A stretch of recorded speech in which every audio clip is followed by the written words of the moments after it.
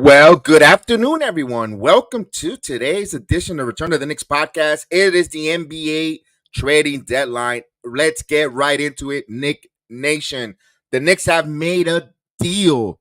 Yes, they've made a deal. A familiar face returns back to the New York Knicks, and one of our young starting rotation piece, or you could say, yeah, you could say our rotation piece, not the starter, but a playoff rotation, is on its way out to Detroit in the name of Quentin Grimes. Yes, indeed. Let's go right into it and let's get your reaction. The full trade here. The Knicks are obtaining Bojan Bogdanovic.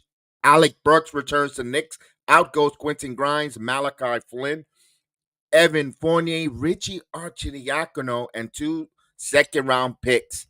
Now, that's the instant reaction. Good afternoon there, watching us on the Instagram Live. Salute to everyone joining us there. Good afternoon. Bumpy Knuckles, salute to you there as well. As we acknowledge the chat always, and everyone that is watching our program, we acknowledge you. Absolutely. This Thursday, 12 o'clock noon Eastern time. We have the trade. What is your thoughts? I have a this is raw emotion. I didn't really break it down to really think about it, and but immediately I say the Knicks got older. I hate to say it, guys. Wait a minute. I gotta acknowledge. I gotta acknowledge him always. Big task at hand. What up, Big Task? I'm here, super busy. Hey, I appreciate it, Big Task. I know whether you're at your lunch break or on the road. Thank you for joining us. Thank you for taking your time to tune in. We want to hear from everyone in the chat. We want to hear to everyone that's listening to us. What is your thoughts here? I'm gonna break, my thoughts immediately now. This is my opinion, so please, I'm gonna respect everyone's opinion as well. Respect mine as well. I don't like the trade. Yes, the Knicks got players to finish out this season. We need healthy bodies. I know guys are falling, and we're getting some veterans here, but they got older. And I understand we can move Bovan Bogdanovic later down the road. It's like a swap for Evan Fournier because at least Bovan is playing currently for the Pistons. I don't think Coach Thibodeau is going to want to see him. I think after 5 games seeing Bovan, he's not gonna like it. He's just gonna trade him. He's gonna end up doing the. Put it this way, Evan, rent out your apartment to Bovan because you're pretty much taking the Franklin Aquino role, in my opinion. I hate to say it. I don't see it. I don't see the big wolf. Now, Alec Burks, I like the Alec Burks move. If that's all you could get around the league, Burks, we know what he gives you: instant offense in the fourth quarter. We're asking him to duplicate what he gave us 3 seasons ago. And he's doing phenomenal work for the Detroit Pistons, who really there's going to be a lot of opportunities in playing time. We're the Alec Burks we're getting is a little older. Is it going to work? Yes, because if we're asking Alec Burks to play 30 minutes, we're in some trouble. But I'm afraid of this head coach who falls in love with the veterans, plays a lot of the veterans. I just got to wait and see. Right? Again, I told you I'm going on raw emotion when the trade just happened 30 minutes ago. Quentin Grimes is young. So in the course of 1 year, everyone is doing the DIY, patting themselves on the back on the Leon Rose. In the course of a year, we lost all the young players. I know we can't keep every young player. I understand we're in a salary cap league. You can't pay everyone, yada, yada, yada. But we lost Obi Toppin, RJ Barrett, Quentin Grimes, quickly. All that is youth. Only one that you're going to say that's going to survive is Miles McBride, which rightfully so. The kid playing well. So we got older. We got a guy who's got now bone spurs issues. And granted, OG Anunoby was a hell of a trade, but he's got to.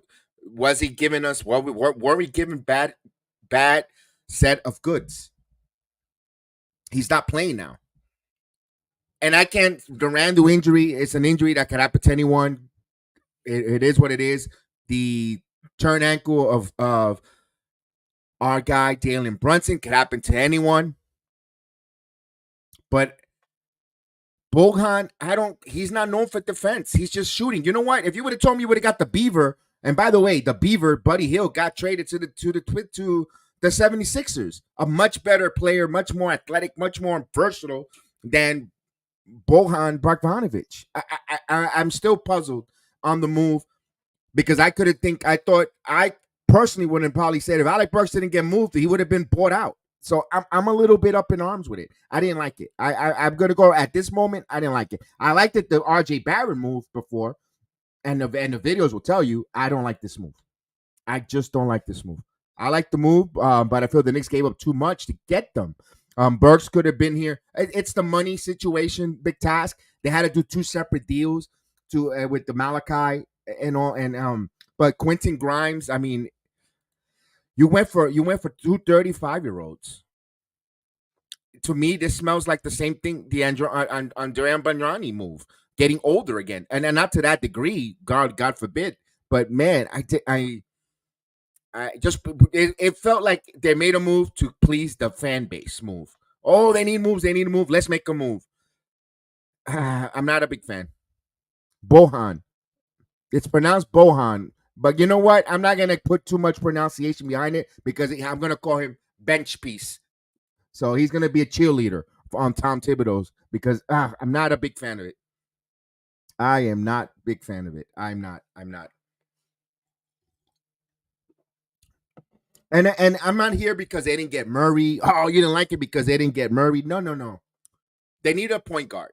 We know that they needed a playmaker point guard, another person that can handle the basketball. We get it. We got it. That we understand. You could and I understand Burks. If you're gonna say that's what the best we could get, all right, I'm gonna go. I'm gonna give you that. Burks was $10 million. There weren't really salaries to match. They would have had to brought in another person. Chef, what's going on, Chef? Salute, salute, brother. Continue your thought. Continue your thought. No, I'm gonna pause for a moment here because I didn't give me your thoughts on this because I'm in a negative mode with the trade because I feel Nah, we got I just got older. They're gonna granted they're gonna play well for the next year. Let me ask this question: do they bring them to the past the Eastern Conference? um, I, I, I don't say that each piece necessarily. Oh, because they're here now, I see it for sure. Definitely being a case where we just automatically going to the Eastern Conference. I'm not saying that, but what I can say is that a lot of these pieces are viable for what the Knicks want to do. It just sucks that they decided to make this trade right now while we're like, I know the trade is due to health, but because of a trade like this happening, you know for a fact that these guys are just not going to be available tonight. And every game matters with the Cleveland Cavaliers just slowly but surely creeping up on us. So it when looking at it, does the move help for the long term of this year? Yes, and extending out to this year because Bojan Bogdanovic is a salary piece that they can use to make other moves. That's essentially what he is, and hopefully, if he helps this team out, then maybe he's not the salary piece. Maybe someone else is. But overall, this move is about as much as a nothing burger as I could tolerate. It's not that much. It's yeah. Okay, and I'm gonna read EM's comment in a moment. Here we go. It could have been worse. We could have gotten old elder LeBron. I really like this dead because we got rid of Evan Fournier. He was and a disgruntled Grimes. We only paid two, unless the useless for 2 round for second round picks. The pick stuff didn't really bother me. And the what bothered me was the youth. We're getting older, and I understand you go, but Jedi, we have a plethora of draft picks. Absolutely, you're correct. I believe we still have 11 draft picks in our cupboard. We can move Bogdanovich contract again. We pick up his option. You can move him later if there's but again, I'm tired of hearing this. I feel like and when it comes to the Knicks and rumors from all over the place, it's like I feel like we're a cat chasing our tail. Oh, they're a superstar in the summer. Let's hold this contract. Let's hold this contract because that superstar is gonna get. Lodge. He's gonna come out free, and you could move him. Oh, we got the contract. I'm tired of that. I'm tired of that. Of that same running around chasing our damn freaking tail. Go and get the right players, and we've been doing that. Get the young players. This is a young man's league, and I understand you need veteran. Again, I'm not opposed to the Alec Burks here, but what we given, I damn it. If you would have told me Javen Ivory was returning in that trade, and we would have given maybe one of those or two of those stupid picks for a Javen Ivory who's young, who then we're cooking here. But I mean, we're helping the South the Pistons get younger with and getting away the older players. That's what bothers me, Chef, at the moment. Now, I when I see it on the floor and they gel together, I'll sit here and I'll eat crow and I'll eat it and I'll have a nice glass of this with it and I'll be happy and I'll shut the hell up. you're once again, I say this, you're not wrong for feeling the way you're feeling, because you're right in a sense, like it is a young man's league and certain veterans definitely do help. Aside from Miles McBride and Mitchell Robinson, the issue is that it feels like the Knicks have, like, you can look at it on the surface and go, all right, we were able to trade these players to get, some good pieces, but these aren't the trades that usually happen in the NBA. Like, we kind of, I had to say this once again and it be true. The Knicks are not known for developing talent. They're not known for developing talent. I could agree with that to the degree because we were giving the flowers on Coach Thibodeau on the broadcast, at least myself, about how when the centers come to his system, they develop. We saw, and I gave the point. Mitchell Robinson couldn't stay on the floor without getting into foul trouble. He's flourished, got a contract. Nolan's Noel, regardless of the fact he was not a young guy or not, but he was a number one draft pick, top three draft pick. Couldn't really play well, develop, but he almost became third. Was it defensive player of the year? It was in the talking that year, the We Hear year. Harkenstein having a career year as a center. The development of Jericho Sims not getting stupid over the top fouls, setting screens, doing that. The centers are developing. Emmanuel Quickly, 25th where he was drawn, fitting in as a six man of the year award. The reputation that Quentin Grimes was getting around the league as a defender, playing defensive, never lived up to his potential offensively or frustrated us, as well as RJ Barrett, who they compared him at times to Jimmy Butler without the shot. Either we're half pregnant or we're pregnant when it comes to Coach Thibodeau developing players. I Mm, mean, and those are reputations that we're hearing around heard from these players that I just put there and giving you examples, right? Or even our own Julius Randle under where is he having his best careers as under Coach Tom Thibodeau? Here's the thing, Chef. They're not you could say that some of these players weren't drafted by the team. Granted, Randall, but they were young. They were still under their 25 years age bracket, and they weren't playing their best under Coach Thibodeau.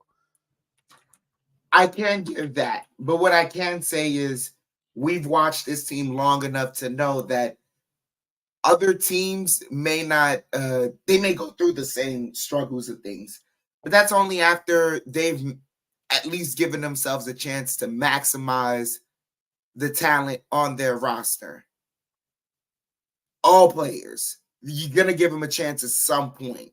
We've seen this with other teams. My only issue is that as much as you're absolutely right in the fact that a lot of these guys have flourished under Thibodeau.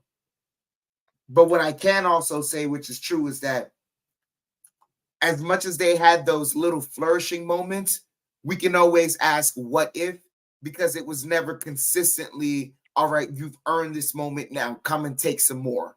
Because even certain, like to a certain degree, there were certain people where we felt like, all right, there's a certain year where IQ had earned at least, the remainder of the year starting to show us that, all right, this is who he is, this is who he could be, raise his value. You can do a multitude of things, and also you can see how it helps with the team.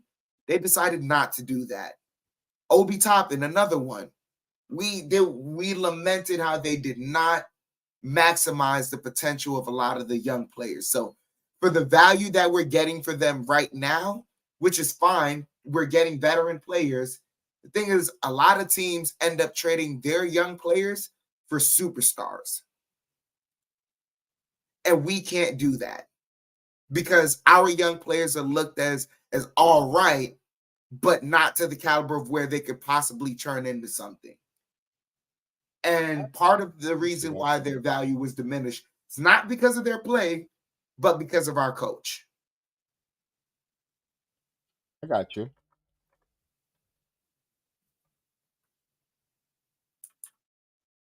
All right. Let me give me a minute. I'm doing a little housekeeping here. All right. Me a little bit here. Looking to see if there's any. I'm looking to see if there's any moves that we spoke out. Now, here's the thing that I tend to raise my eyebrows a little. Now, I'm gonna ask the chat. Be honest with me, chat. As much as I goof on him when we play him, how much as it would have been to me would have been comic relief on the watch alongs. Bogdanovich, Buddy Hield, better player in your mind? And I'll ask you that, Chef. I can't give you the right answer because I haven't seen Bogdanovich to appreciate his game. So I'm going in as just what I see against us. Again, I don't see them night in night out. And Buddy Hield doesn't wow us when he plays us either. But he's a threat that could hit the three. So to me, I kind of see the same type of player, Chef. Personally, Mm, personally. I um, think they're the same type of player. I'm going it out of reputation. I don't see these guys night in night out to give you the real assessment on these two players. they are similar type of players, but I say Bogdanovich is better than him for the Okay. simple fact that Bogdanovich, not to say like, oh, because you played at this certain place, you end up having a smarter IQ, but he did play for the Utah Jazz. He was a consistent use for Quinn Snyder. Quinn Snyder loved Bogdanovich. All his teammates sing his praises. And even the Utah Jazz in the bubble, they felt like they weren't able to get as far as they wanted to because he wasn't on the team. He was that pivotal to them. So when you're talking about Bogdanovich, he's a smart player. I've seen him on in the playoffs. He makes smart plays. He doesn't just chuck up the ball like Hield would, and that makes the difference right there. Okay. All right. I want to see this. I'm gonna look forward to it. I'm having an open mind to this because again, this is, and I mentioned it on our last watch along against Memphis before the fourth quarter hiccup. I was telling everyone, and we were excited. And I was like, "Yo, they're playing exciting basketball. Everyone is playing with a lot of tenacity. They're moving the basketball with a lot of youth, transition basketball, moving the ball, cutting. Now you have one player, and I feel, and Bogdanovich is not gonna cut. Although I did see him do some. I'm gonna, and it sounds like I just contradicted myself. I'm gonna take right that back because when we play against the Pistons, I did see this guy cut into the basket.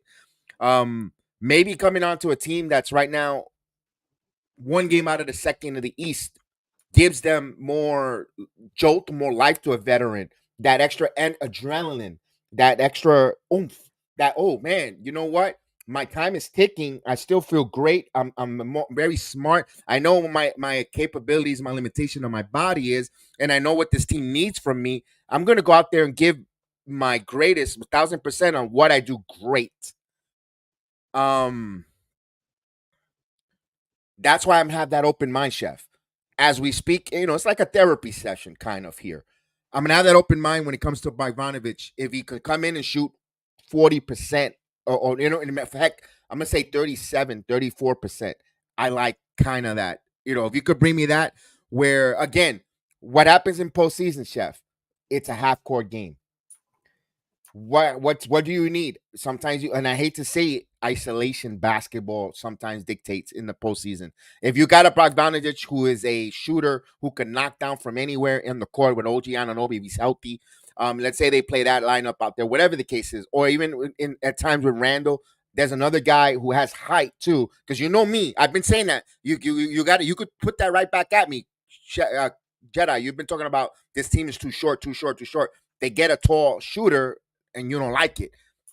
I'm even contradicting, talking even myself off of the ledge. We're getting now a shooter at 6'7" who could shoot the basketball in half court. That's why, but he's older, Chef. That's my problem. I mean, I wish this guy was a couple years younger, but it is what it is. That's the NBA. It is, yeah, you're absolutely right. It is what it is. It's the NBA. You gotta always roll with the punches that you get Chef, and keep. Can you hear me? yes. Give me 1 second. I'm going to bring in Chris All right. Woodward. Salute, BX Chris. Salute, salute, salute. Long time I haven't spoken to you, Miss. How are you? I'm good, brother. How are you? I am doing phenomenal. Good afternoon there. Good Thank you for afternoon. joining us. Of course, I'm gonna be on kind of short because I actually That's had knee fine. surgery last week, so I'm in Ooh, physical therapy. But I just wanted to shout you out a little bit. appreciate it. Appreciate it. Chef, go ahead, do it. And I'm going to throw it over to Chris to give her her thoughts real quick on this trade. Oh no, go ahead, Chris. Take over. Take over. You got it. Listen, I'm excited. I don't know about you guys, but I just feel like Leon Rose has done an excellent job with getting us the pieces that we needed without really losing any of our first round draft picks. Um, just bringing Alex Burks back, who knows the system. Also is an excellent 3-point shooter. He kind of opens up the offense for us, and also getting Bargain. I mean, how big was that? Another big man that could shoot. So I'm excited. I mean, if we get Jalen back, OG back, as well as Mitch, I think we're gonna make some noise in the East. I think we're really gonna make some noise. We've been playing on a different level right now, so I'm excited. Chris, I had a little bit of a problem with the trade because we got older. I know Quentin Grimes younger. I think we got older, and Bogdanovich again. Yeah, Not but I seeing him think the night in Knicks are night ready to out. win now, though. They want to win now. Okay, So if you're trying to win now, you got the right people. You got the right pieces. are we still not worried about the ball handling? Do you think we got it with Burks down pack? I mean, he played Because it point for us. okay. But this Yeah, I my just question is: does Deuce go back to the bench now? that's my issue. I don't want to stunt any growth there. There because I see a world where you could play both Burks and McBride on the court in the second unit because you could. We seen it when McBride plays with Randall. It's like having that. He defers to Randall. You could defer to Burks, and the way even if they want to double team Burks, McBride has been hitting the three ball so well. He's a dangerous threat. Yeah, that's true. That's true. I think we're gonna be all right. I think if nothing else we've learned from Tibbs is that he is a master manipulator of things, and I'm just hoping that he doesn't fall back to the ways of a few years ago when he kind of got stuck with a few players and wasn't trying to bend. But I think we moving in the right direction. You're right. We got rid of some of our youth, but I think the Knicks are locked in to win now or within the next year. So, this is where we at. But the thing about it, if it doesn't work, we have a lot of first round draft picks, so we can make some moves during draft time as well. All right, let me ask this other question. We made this move here. Do you think they're done? It's still there's still 3 hours left, 3.5 hours. Do you think they're still done? I still think we haven't really addressed some other areas because I feel like we need someone else to score because we've noticed if Randall is down, all of the scoring goes on Jalen. And when they isolate Jalen, who else is going to score for us? And it's the same way when Jalen is down and Randall is there. If they take Randall away, so I think we definitely need another scorer. So I'm not sure if it's DeJounte or if we're going to try to go for Donovan. But I do feel that we need another scorer. Where will they fit in? that would be the problem. But I do feel that we need someone else that can kind of create their own offense. Let me ask this: with the emergence of Dante DiVincenzo this season, giving a couple games over 25 points, we seen him career highs over 30 points. I believe four chef in this season that he has over 30 points. Yeah, 3 or 4 games now. Yeah. Right. Do you think that we have that third scorer in Dante DiVincenzo night in night out, where they might want to get an all-minded defensive front court, rebounder before the trade deadline, or do you think or you still think they're gonna go for that big, big fish? I think so because all of the lineups that I've seen, um, they have Borgen in the lineup. They have Dante back on the bench. So I think he was just a fill-in. I don't think he was a legit fit. But hey, we need the scoring with the second unit as well. So that's something to really look at. I'll be interested to see how they go with that. Okay. Any worries on OG Anunoby's injury here? See, I would want to find out if this was something that he came in with because I'm not sure. I was telling Stephanie, I seen like the tape on his arm, like when Mm-hmm. he first came to us, and I'm like, well, what's going on with his shoulder? Because I initially thought it was his shoulder, but I don't know. The Knicks might ask Toronto for some money or something. I would. You I gave mean, us damaged goods. with all that bad blood between them, with the scandal, with the Yeah, play yeah, scandal, now play and moving players, because everyone was like, I remember when the trade happened, no one thought that New York got fleeced. yeah. Now look at it back again, or the way the Knicks took off after that trade, you're like, who really got fleeced? But then if OG is not gonna play and he requires surgery, it makes you bring back that question again. I mean, Oh, who got fleeced so again? so he has to have surgery. That's a possibility. No, no, I he thought no they no no was no doing no no. Knock cortisone on shots. wood. Knock on wood. No, no. Okay. That's one of the options. Eventually he will be getting surgery in the off season, but if it Yeah. doesn't help out or doesn't lessen the pain or what, or he can't go, that's got to be on the table. Surgery, that's the last of the resorts. Yeah, because it's a difference between an inflamed elbow and an elbow that has bone spurs. That's a big difference. So I'm not really sure if that's something that he hid, they hid, or maybe our medical staff overlooked when they were doing the medical exam. So I definitely would look into that because I don't know. I Okay. don't know. Chef, That doesn't sound right. you have any questions for Chris, Chef, that you want to let you go in there and ask away? Nah, not really. Salute. I like the I like the outlook. I think this team. I like that this team they are building towards something this year. You clearly have some momentum. So salute to Leon Rose on the fact that he recognizes his team has momentum this year. You got to capitalize on it, meaning making trades. I thought they weren't going to make a trade past the OG and Anobi trade because they usually, with this team, they like to get their business done early in the trade deadline and not do anything else. So even just this trade right now is a bit of a surprise to me. I'm Yeah. shocked by it, and I'm welcoming of Burks Yeah. and more so Bogdanovich to see how he fits into this team. I'm I am a little hesitant because this team does offer the possibilities to mix and match your lineups. I Yeah. just don't know if Tibbs is going to be able to do so. Mm. Yeah. He's stubborn. He goes with his players. So I know Burks is going to get some time. That's good. I know, but I don't know how Brogdon is going to fit in the mix. But I mean, it's something that he's going to have to look at. It's something definitely we're going to have to look at and watch. But I'm more But concerned with OG though. I'm mm. concerned with that. Chris, let I'm me ask you concerned with this. Jalen as well. Let me ask you this. We all know that Com Thibodeau has one more year left on his deal.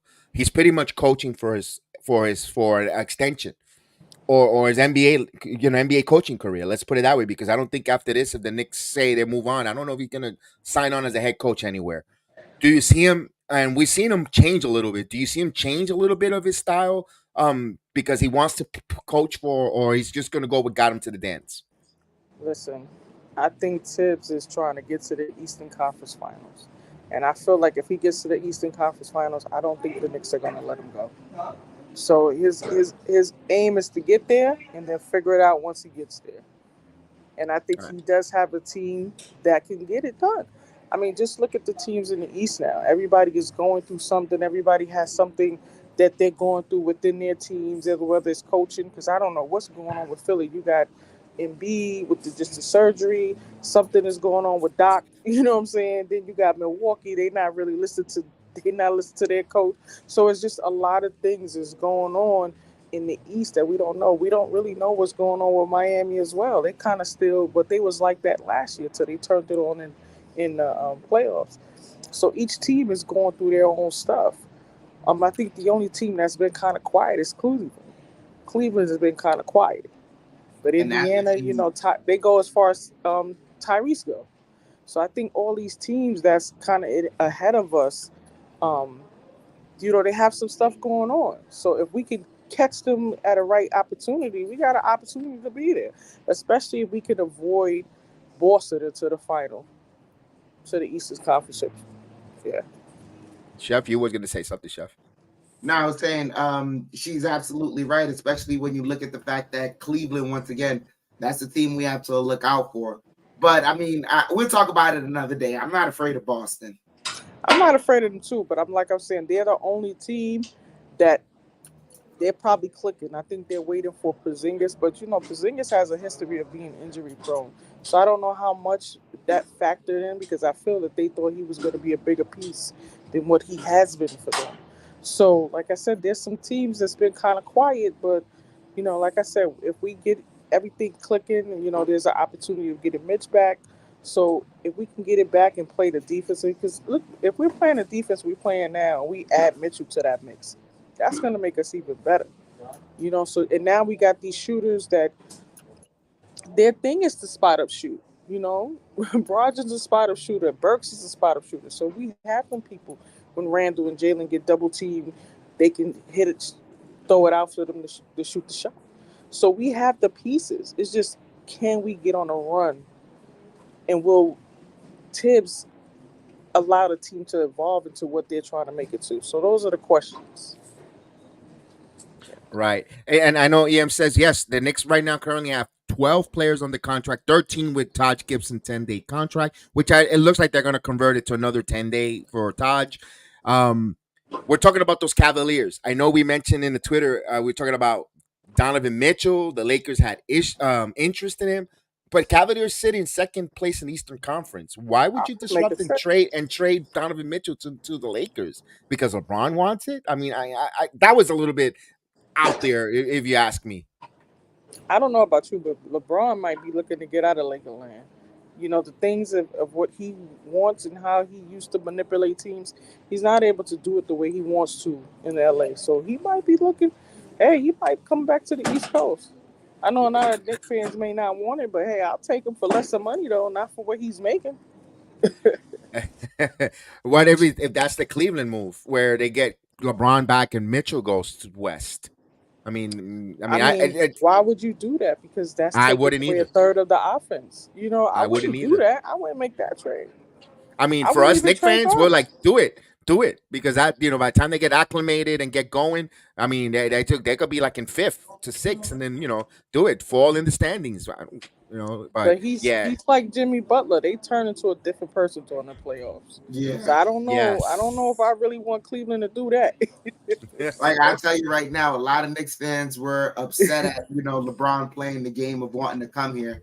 I'm gonna tell you, if I'm a general manager and LeBron tells me in all seriousness that he's thinking about coming to my team, how can I not entertain the prospect? How? How? He's gonna give you 20 and 10, and he has the ability to change the game. that's And He not true. only cannot that, play. He cannot play the first or the third quarter and come in the fourth quarter and have a significant impact.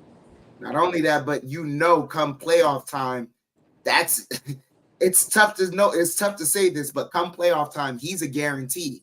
That's There's it. not a lot of players in this league.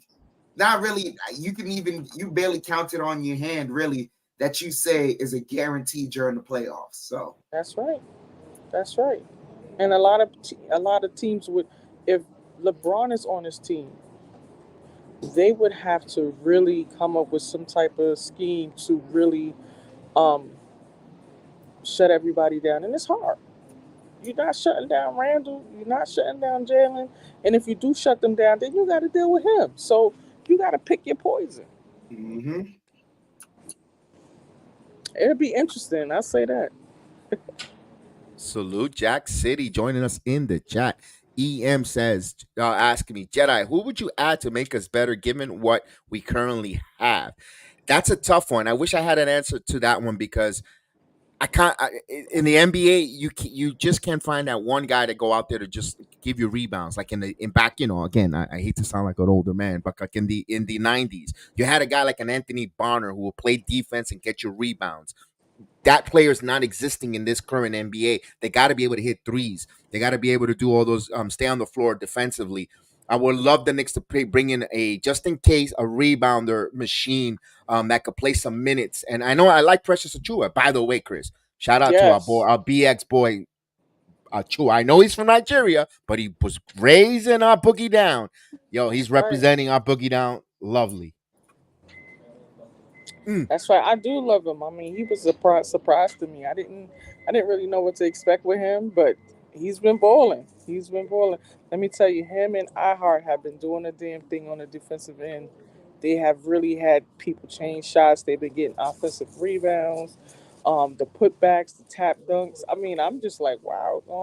So like I said, it really will be interesting to see Mitch come back and play with them because I think it's gonna be a place where people are gonna have a hard time getting to the basket. They're gonna have a really hard time. And not only that, also Josh Hart. This team rebounds well.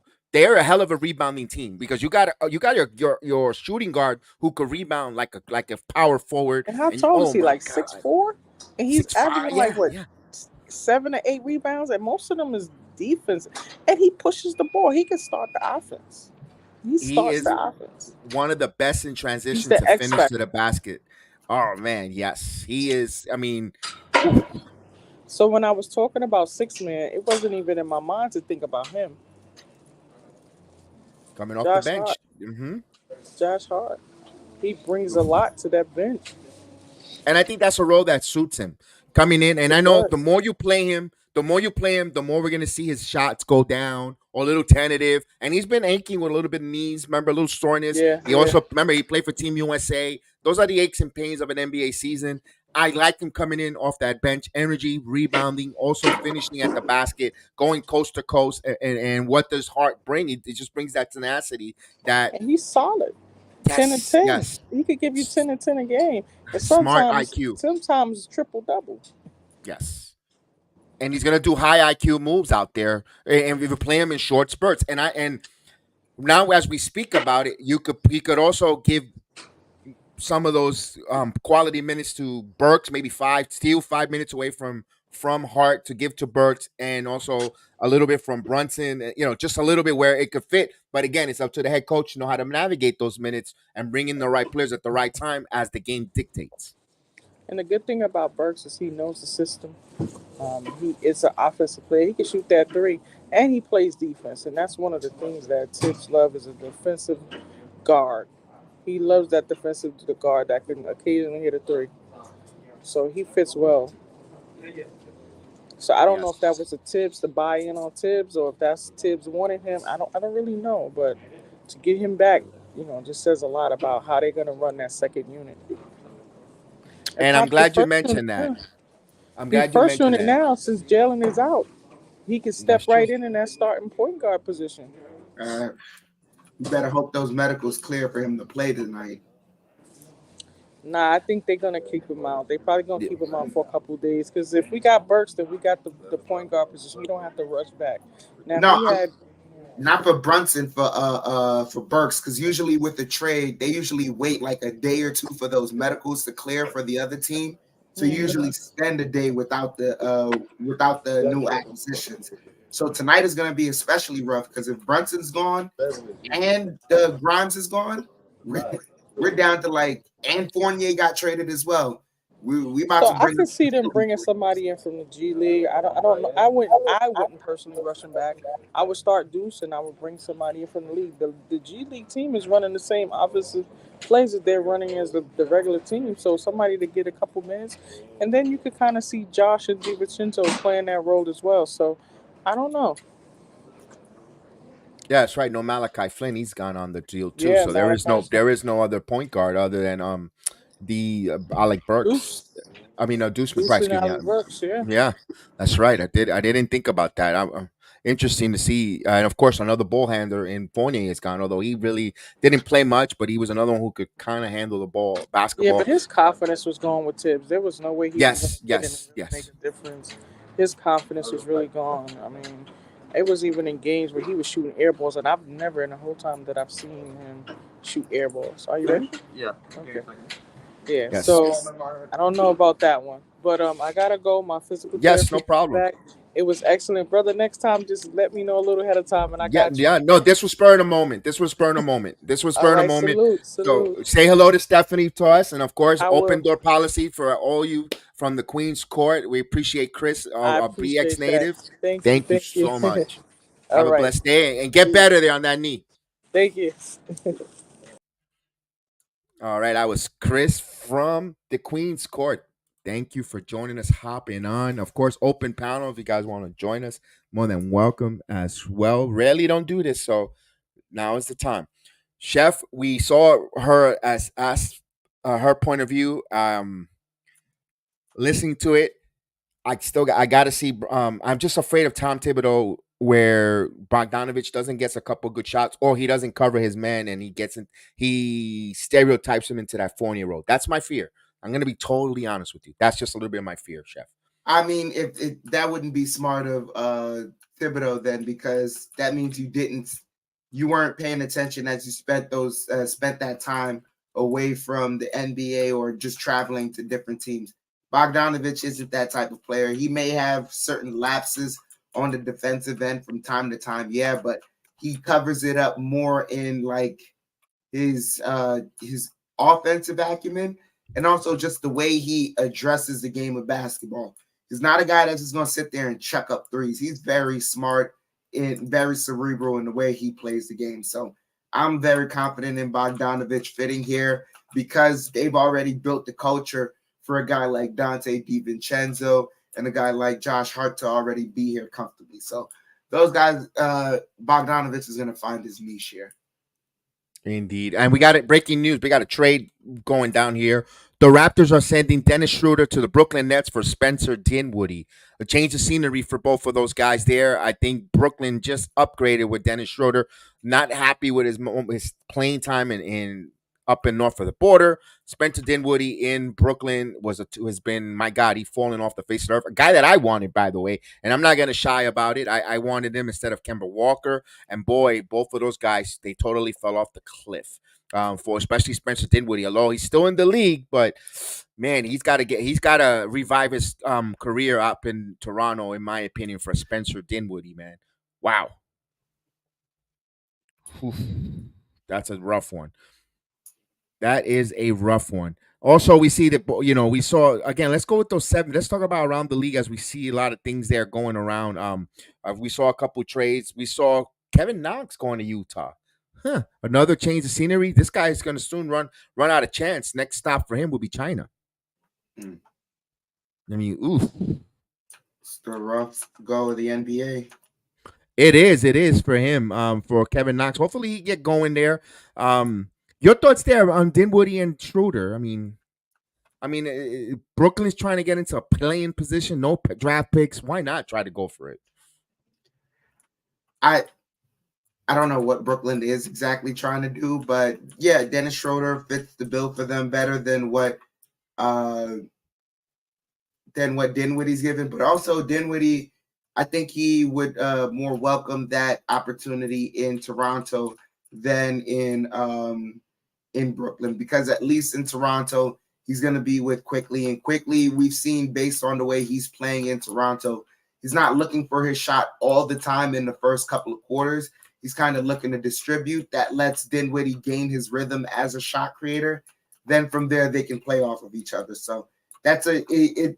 Hopefully, it's a win-win for both teams, and both guys can start to flourish in where they're at.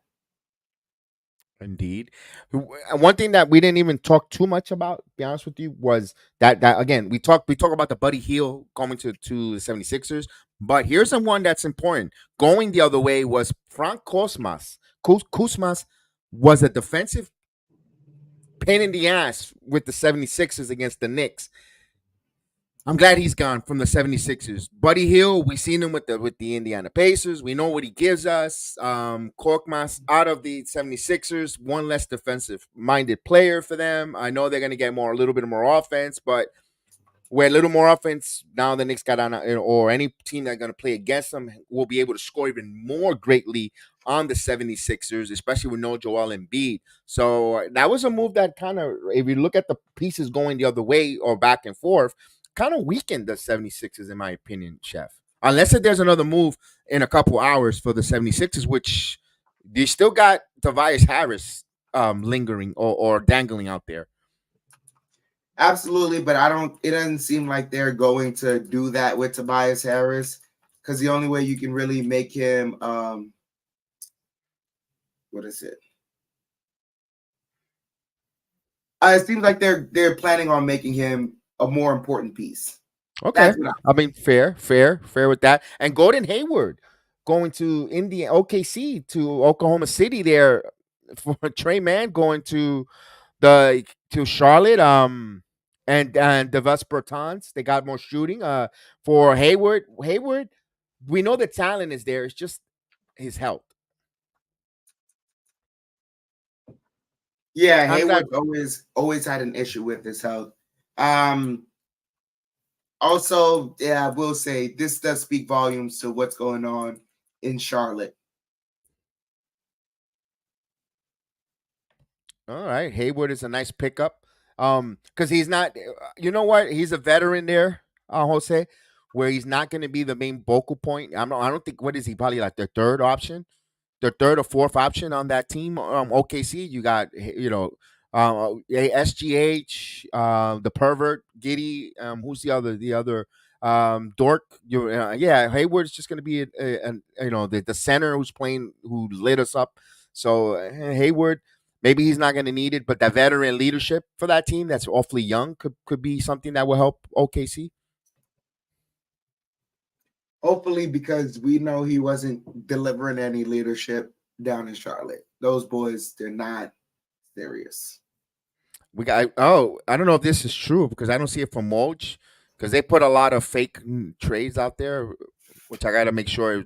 Dennis Smith Jr. for Thaddeus Young, I don't think so. They just traded for Denver Dinwiddie. I don't think they'll give up both of their. No, I don't think if it doesn't come from Woj, I don't. I'm not gonna acknowledge it or Shams because everything else is just okay. Here we go. The Dallas Mavericks and the Sacramento Kings are finalizing a trade, sending one-time NBA champion, 8-time All-Star Kyrie Irving to Sacramento in exchange for Keelan Murray, Kevin Huerter, and 2 Sacramento first-round picks. So the Kyrie Irving experiment is over. He is heading to Sacramento, and that's just from Shams, by the way. So this is not a fake account or Duke. Kyrie Irving going to Sacramento's. Holy crap! He could.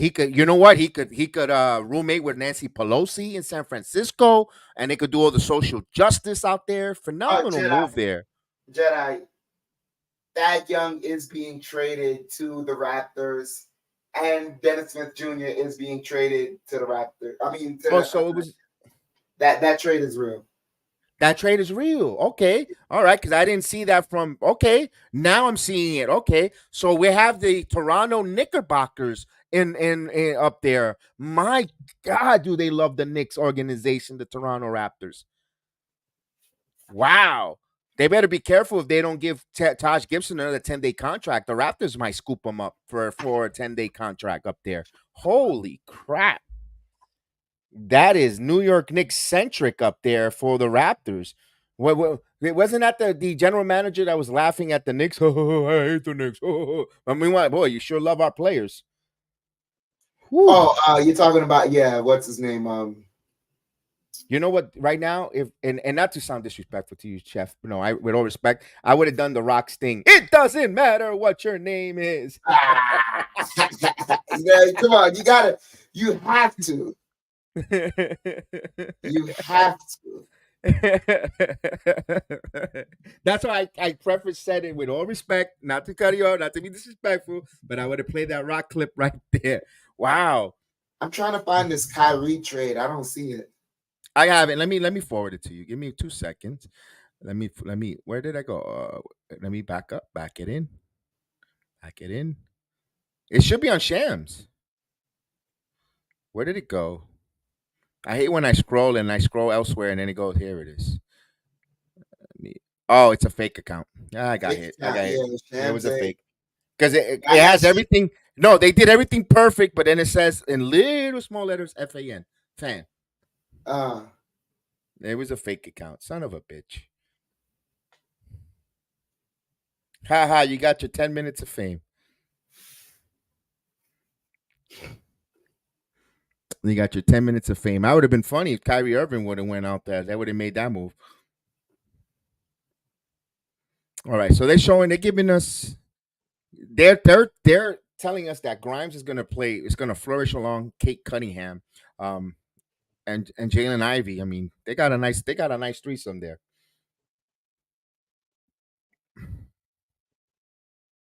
Let's see if anything else. Let's see if anything. Oh, this is a great picture that I cannot wait. Wait a minute. Oh, we play that coming off the break. We're gonna play them coming off the break, the 76ers, and I got the perfect picture for the Beaver. Oh, this is gonna be fun. The Buddy Heel. Let's see. Xavier Tillman for the Celtics. They bring in some size, some rebounding. Maybe there's something more to the Porzingis deal, or they're afraid of Porzingis staying fully healthy for the year, Chef. They're adding depth. not mad at that. The Pistons just bought out Joe Harris, so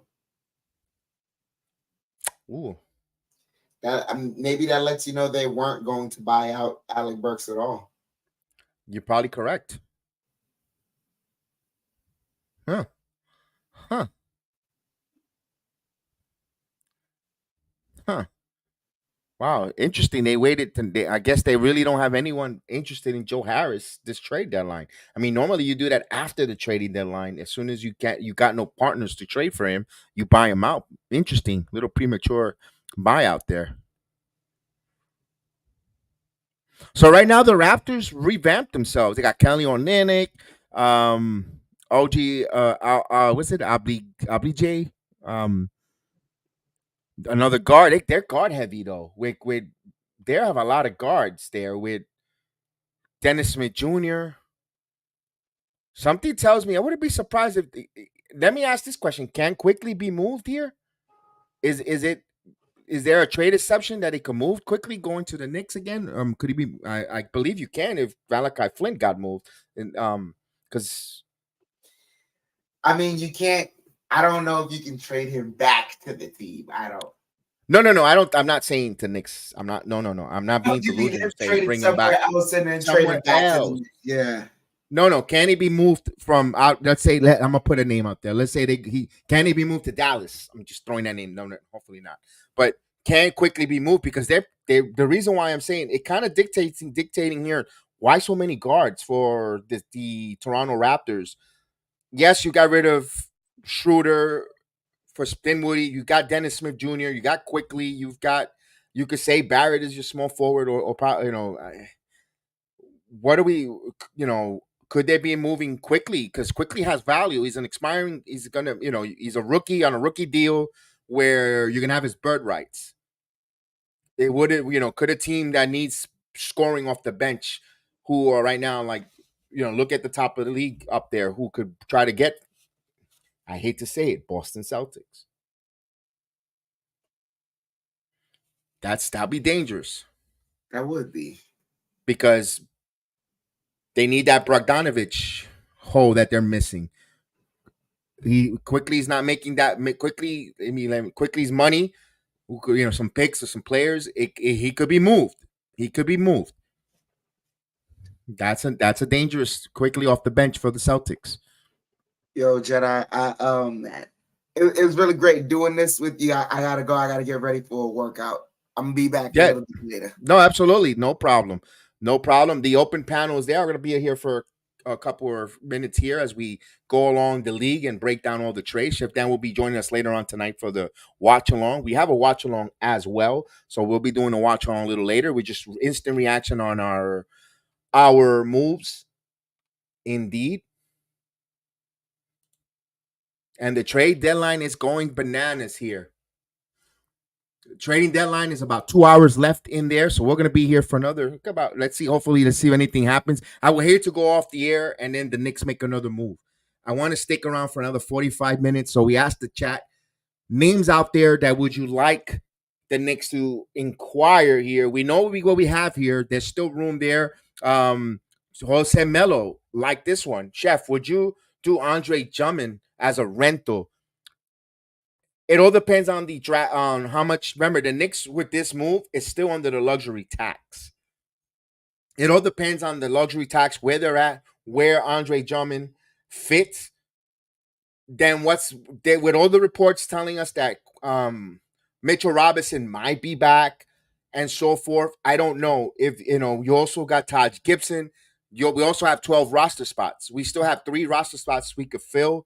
I don't know if the Knicks will try to get an Andre Drummond. Tom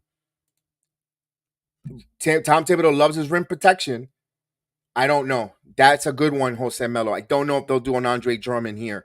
With Harkenstein, Drummond, it all depends on what they think of OG Anunoby, because if you're going to have to play Bogdanovich on the power forward or small forward position with Achua, you want to bring Andre Drummond as your backup center. But then where does that leave Jericho Sims? There's so many. I don't know. I don't know if they'll do that for Andre Drummond. To be honest with you, I don't know.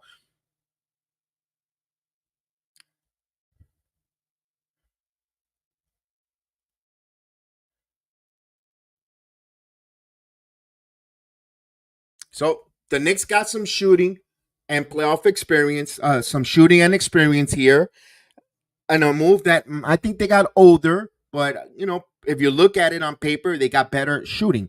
You got 2 guys who are shooting over 38% from 3-point land. This is a Knick team that likes to shoot the basketball. With you want to make sure it also helps Jalen Brunson cook, snake dribble, cut down the defense, hit the floater, do all those different things. Um, it's a move on paper or looking at it looks great. I got to see it translate on the floor. I got to see how everything fits on their defensive assignments. I hope that the defense don't hamper or don't take a step back, although their offense should be much more greater, much more better. Interesting there. Of course, it only cost them two future second round picks, because Malachi Flynn wasn't being part of the Knicks' future. Ryan Diacono wasn't going to stick around. He was just going to be a bench player. Evan Fournier, he's just a cheerleader on the team. And the one real player that we really gave up is Quentin Grimes. But we're getting 2 great shooters with NBA experience on our team. We'll see. We'll see, because remember, Boston has those wings, and I think the Knicks can match up offensively with them. And if they all play defense, we kind of level the playing field with Boston, if you ask me. Because what does Knicks do? They rebound, they defend extremely well. Boston, they got those wing scorers who could score, who are really good. The Knicks on a half court, they've got plenty of snipers now shooting. They could play the catch and shoot, the floater, the snake dribble, the cutting into the basket. Now you don't double team Julius Randle, because there's many options, consistent options around him, along with Brunson. So Brunson's another one who could attack. You got Hart, who could rebound for a guard. The Knicks, when you make this deal again, at first, the more I'm talking about it, the more I'm starting to warm up a little bit. So I'm still don't like the age the Knicks are in, where we're average per age. But damn, if you're really going for it, like Chris said earlier from Queens Court, the East is open, ladies and gentlemen. Though the Eastern Conference, everybody else is injured. You got Joel Embiid, MVP favorite, out with some knee injuries. Don't know if he's going to get surgery. What's the deal with him? Will he be back in time for the postseason? It's the Milwaukee Bucks. They're 1-4 on the Doc Rivers, not playing well. They have a little bit of issues themselves for the Milwaukee Bucks. Could it be now? This is not our year. Um, Halliburton with passing Siakam and those Indiana Pacers. To me, be honest with you, that's the one team that I kind of am a little bit concerned a bit about. Um, because you know why I say that? All I can think of Roy Hibbert blocking that shot on Carmelo Anthony. I know that happened 10 years ago, but those are the time that kind of those kind of franchises are what hurts the Knicks, where you're thinking they're going to go do something special, and here comes this Indiana Pacer to be a roadblock. That's the one concern I have in the Eastern Conference. Not even Boston is the Indiana Pacers. I'm going to be totally honest with you. Cavaliers, we beat them in the postseason last season. We're going to be a little bit in their head. Could it be a little fuel for them to want to beat the Knicks? We don't have to worry about them if we get to our conference. I think the way the brackets are going to fall, and we got a lot of basketball to be talking about jockeying the position. A lot could happen, but I think we might avoid the Cavaliers, and they might be on the other side as we get a trade. The Dallas Mavericks acquire PJ Washington in a trade with the Hornets. So PJ Washington heading to Dallas. So PJ Washington is heading to Dallas, a name that I thought the Knicks might have an interest in. But when I looked at PJ Washington's this season, his numbers are really poor. His points, 13 points per game. His rebounding were down. His 3-point shooting was extremely low. At first, last time we spoke, I wanted to, maybe the Knicks should inquire for PJ Washington to play that power forward position off the bench and so forth. I'm glad that the Knicks did not acquire PJ Washington. He also comes with an $18.5 million price tag. You giving up Evan Fournier on that deal. What we got for I rather, you know what? I rather have Bogdanovich coming with averaging 20.2 points a game rather than the 13 that he's given us. Although Anunoby came here averaging 15 points a game, and look what Anunoby gave us on the defensive end. Although I don't think PJ Washington was known for that rebounding machine, as so I'm okay. I'm okay with that move. I'm glad that PJ Washington did not come to the Knicks. I could be wrong. I was wrong on that one. Mafia Sports says the Pistons have the worst owner and general manager in the NBA. They got rid of They got rid of those older players, and they gave them to the Knicks, and they got some. They got Quentin Grimes, who could build. Now you're building with Ivy, with Ivy Cunningham, Grimes, some picks. Uh, Pistons are building something. You got to give it time, Mafia. You got to give it time. The cap is changing. Pistons are not going to be um, basement dwellers for too long. They got something. They're building something there. And this season is done. Don't know when Casey returns for the Pistons next year, but they're building something pretty good. They should be getting a top lottery pick here coming up, and along with those guys, you're looking probably getting a power forward or a big power forward from college, and you're off in the races. You got size now, and so. I mean, you're getting picks. It's not trash for trash. You're getting picks where you could convey those picks with salary. See, you got to know the NBA. You got to know the NBA cap and system. When you no, I disagree with you. I just totally disagree with you. And the link is there if you might well want to join. I do let everyone come on it from time to time. I disagree. You're getting trade assets. You got players that you could move. You could make some moves for and jockey in position if you're the Pistons. I think the Pistons will be okay with time. It's just in the NBA, it's not an instant fix like the NFL. The NFL, you could change your team's trajectory in a year. In the NBA, it takes about 5 damn years. Trust me. Oh, you have. Oh, that's right. Monty Williams. That's how much I know about the Pistons. I don't pay mine to the Pistons. It is Monty Williams, who was, by the way, coach of the year. Coach of the year with the Suns. You see that you watch the Pistons more than I mean, you gonna say they're trash. That's fine. That's not. I'm not gonna lose sleep arguing with that. The NBA is not the NFL. Case in point. Case in point. But you know what? If you get the lottery, if you're in the top 3 picks of the lottery, you're gonna give a good player. They're not even gonna get the top 5. You never know. You never know. Pistons. You never know. You never know when it comes to that lottery. That's you never know. We could agree. We could agree to disagree. I'm not gonna go back and forth and this and argue. Yeah. I'm not here to measure my penis, so I'm not gonna I'm not gonna argue with you on that. All right, we're looking to look to see what other moves are being put around in the league.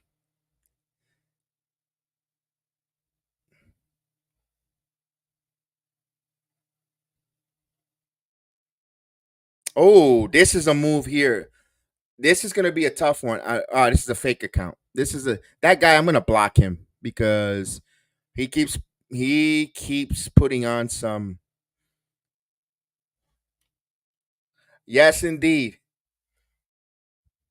Yes, indeed. Yes, indeed, Stephen. Yes, indeed.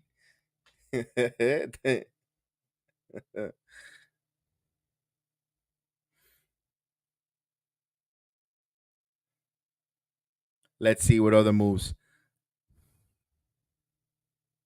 Now the Knicks play tonight. The Knicks play these Dallas Mavericks. PJ Washington will not be in there. Grant Williams and Steph Curry's going to the Charlotte Hornets. I could see Steph Curry getting bought out. Wouldn't surprise me if Curry gets bought out. Grant Williams, the Knicks were rumored for Grant Williams for Quentin Grimes. There was a report there. I know the Knicks in the past like Grant Williams. As we wait to see,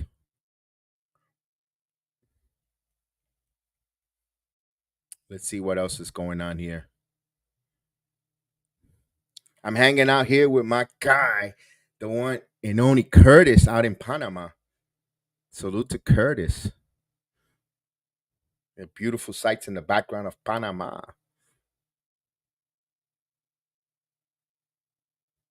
All right, here we go. People liking so far the moves people are enjoying. They say the Knicks, the Mavs, and the Raptors front office are making the rest of the league look like 2 steps behind. I could agree or disagree with that one. That looks pretty cool. All right, we're waiting for any moves here. Nothing else is moving on right now, but a lot of moves are happening. We broke everything down. Let me ask the chat. Knick fans, not Knick fans, what do you want your team? Tell me the name of the team you like and what moves would you like your team to do personally. I want, living here in Orlando, Florida, the Magics are awfully quiet. Magics don't make too much of a splash. I think the Magics could use another shooter um, to go with Panchero, with Pablo Banchero on the wing to shoot, hit some threes. I know they got Wagner there. They could use another one. Joe Harris, yes, Joe Harris was waived. We saw that. We said that earlier. Our big offseason signing, Joe Harris, who has not been the same since leaving Brooklyn. Tommy, Joe Harris was very, very, very poor for the Pistons. He after leaving Brooklyn, he got paid, and I don't know if Joe Harris will sign on with a team. Be honest with you, he is totally fell off the face of the earth. I mean, those numbers he put on in Brooklyn was phenomenal, and man, ugh. Will the Phoenix Suns make some move to add to that big three out in the desert? The Lakers. Will the Lakers move? Will Deontay Murray get moved? He's got about another hour. Will Murray get moved? That's what we're waiting for. I'm waiting for another. I'm going to be here for another half hour tops because we got another game later tonight. I kind of want to see if Murray gets moved and where he gets moved. He's not going to the Knicks. Don't. I'm not expecting him on the Knicks. Although, damn, I'll be really surprised if he does.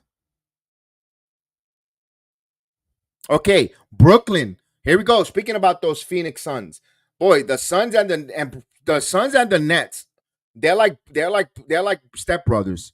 Brooklyn is finalizing a trade of sending Royce O'Neal to Phoenix for salary and 3 second round picks. So Royce O'Neal heading to Phoenix. Wow. Brooklyn and the Suns. I mean, my goodness, can Sean Marks and company just go work for the Suns? Because you send them Durant, I mean, you got nothing back for them. Wow. So Royce O'Neal heading to the Phoenix Suns for pretty much salary and 3 second-round picks.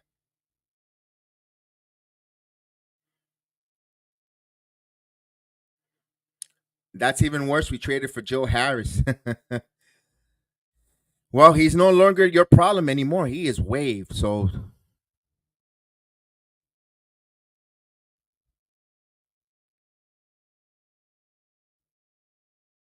so the Brooklyn Nets end up turning Spencer Dinwiddie to Dennis Schroeder and Thaddeus Young. Now, Thaddeus Young is going to play the Royce O'Neal role there. Dennis Schroeder is going, of course, for Spencer Dinwiddie. For Brooklyn, I think they're trying to get into that play-in. They want to some way somehow get into that number 10 spot, take a shot at the play-in, and just roll their dice there. Oh, I didn't know Gafford. Okay, so Gafford from is heading to the Mavs. I didn't know he was there already. Gafford and PJ Washington on the Mavs with Luka Doncic and Kyrie Irving.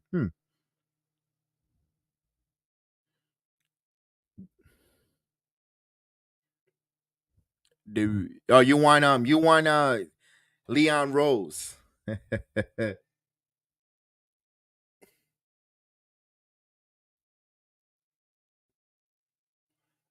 All right. Morris, Marcus Morris, Frank Kuzman, and three. Look for the Pacers. Don't forget, the Pacers might buy out Marcus Morris. Wouldn't be surprised if Marcus Morris gets bought out by the Pacers. They've got a lot of power forwards, especially with Obi Toppin. Especially if the trade deadline goes and Morris is on that roster, wouldn't be surprised if Marcus Morris gets bought out by them.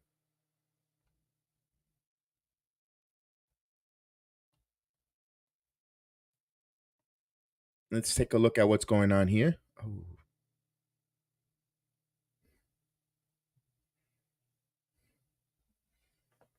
As they're just going through the same trade, Jalen Brunson is him.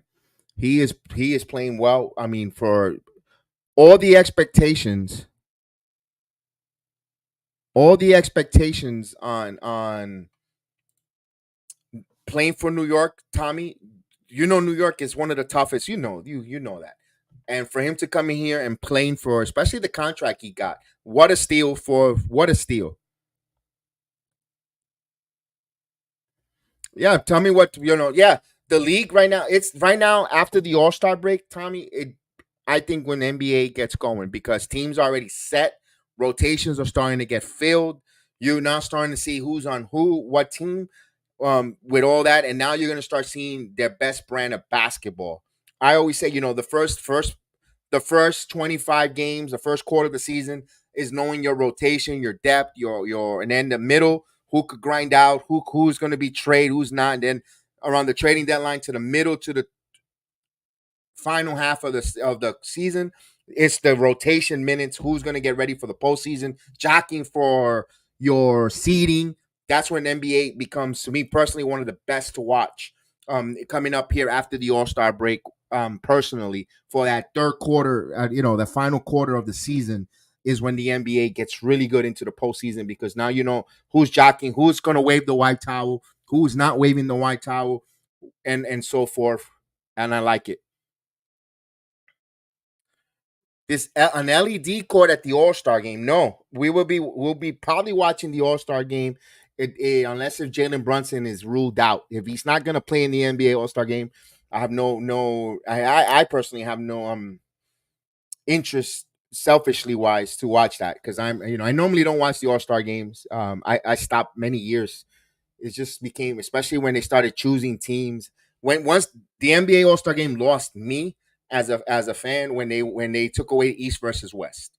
When they started this DB up teams and changing it for one certain player, you lost me as an NBA fan who does all these basketball watch alongs. totally lost me. They tried, and I just tuned in for the slam dunk contest when Obi Toppin was in it to support him, but the game, I totally got totally disenchanted. This I totally did not like it no more when they started. I guess call me a relic, a traditionalist. I like the East versus the West. You have two leagues.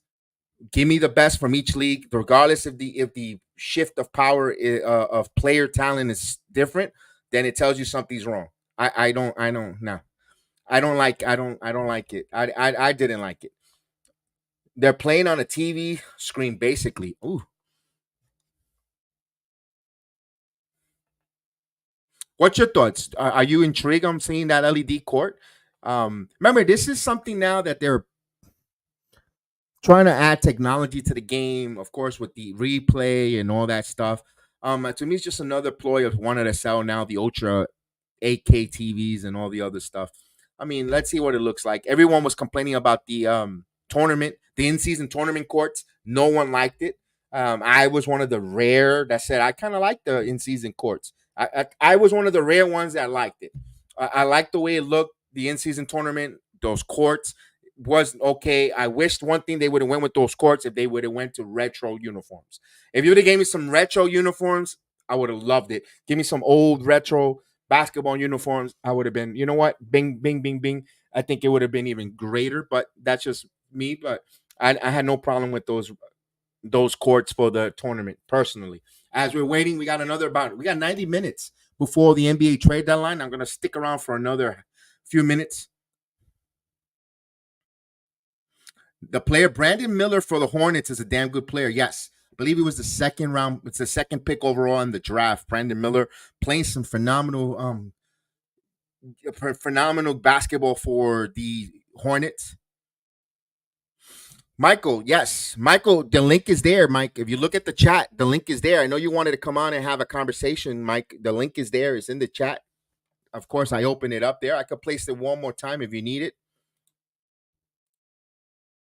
The link is there. Now is the time. I know you've been dying to come on and talk some basketball, Mike. Come on board. You know you like to have a conversation. Of course, or anyone that wants to join on all the different platforms, come on board.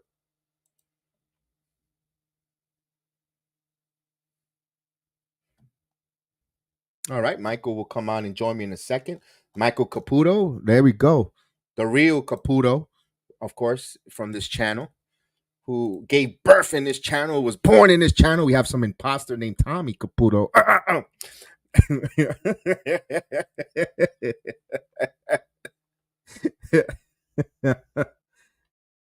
Yeah, I told you I had a real Michael Caputo. I told you.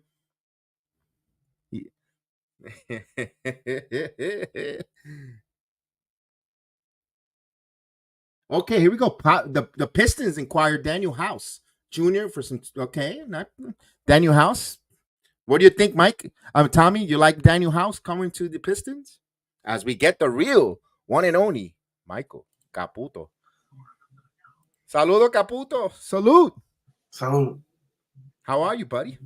I'm doing all right. I'm just getting over a cold, but I'll be all right. Yeah, That sucks. yeah. I got some Vicks here. You need hot toddy. You need a hot toddy, man. Yeah, I'll feel better. But yeah, I like this move. The only reason why I like this trade for the Knicks is because they got the other guy. How you pronounce his name again? Bohan Bogdanovic. Yeah, him. And that's Him why too. that's why I like the trade. But didn't they have Alec Burks already? Yes, Alec Burks was a Knick in the Weir season. Played very well for the Knicks. Yeah, He he played did. well. Don't get me wrong. He was a really good player. He played well for the Knicks. He played a position that he wasn't really supposed to be playing with the point guard role. He could play it, but they relied on him too much. But it's a good. They got more shooters. Do they make another move? That's the question. That's why we're sticking around for a few more minutes because trading deadline is 90 minutes away. We want to see if there's another move being made. Isn't it 2 I don't o'clock think or so. 3 o'clock? Is it 2 or 3? They said it says an hour and 24 minutes. So under 90 minutes away before the trading deadline. Yeah. We will see if they make a move. Another move. I don't think they will. Mike. They should, but remember, they're just under the cap. I know. They could go over it. They could go over it just a little bit. and play a penalty, but they're not in the luxury tax penalty. And I Yeah. think they don't want to operate that way. The thing that concerns me about this team is the injuries. OG and Randall.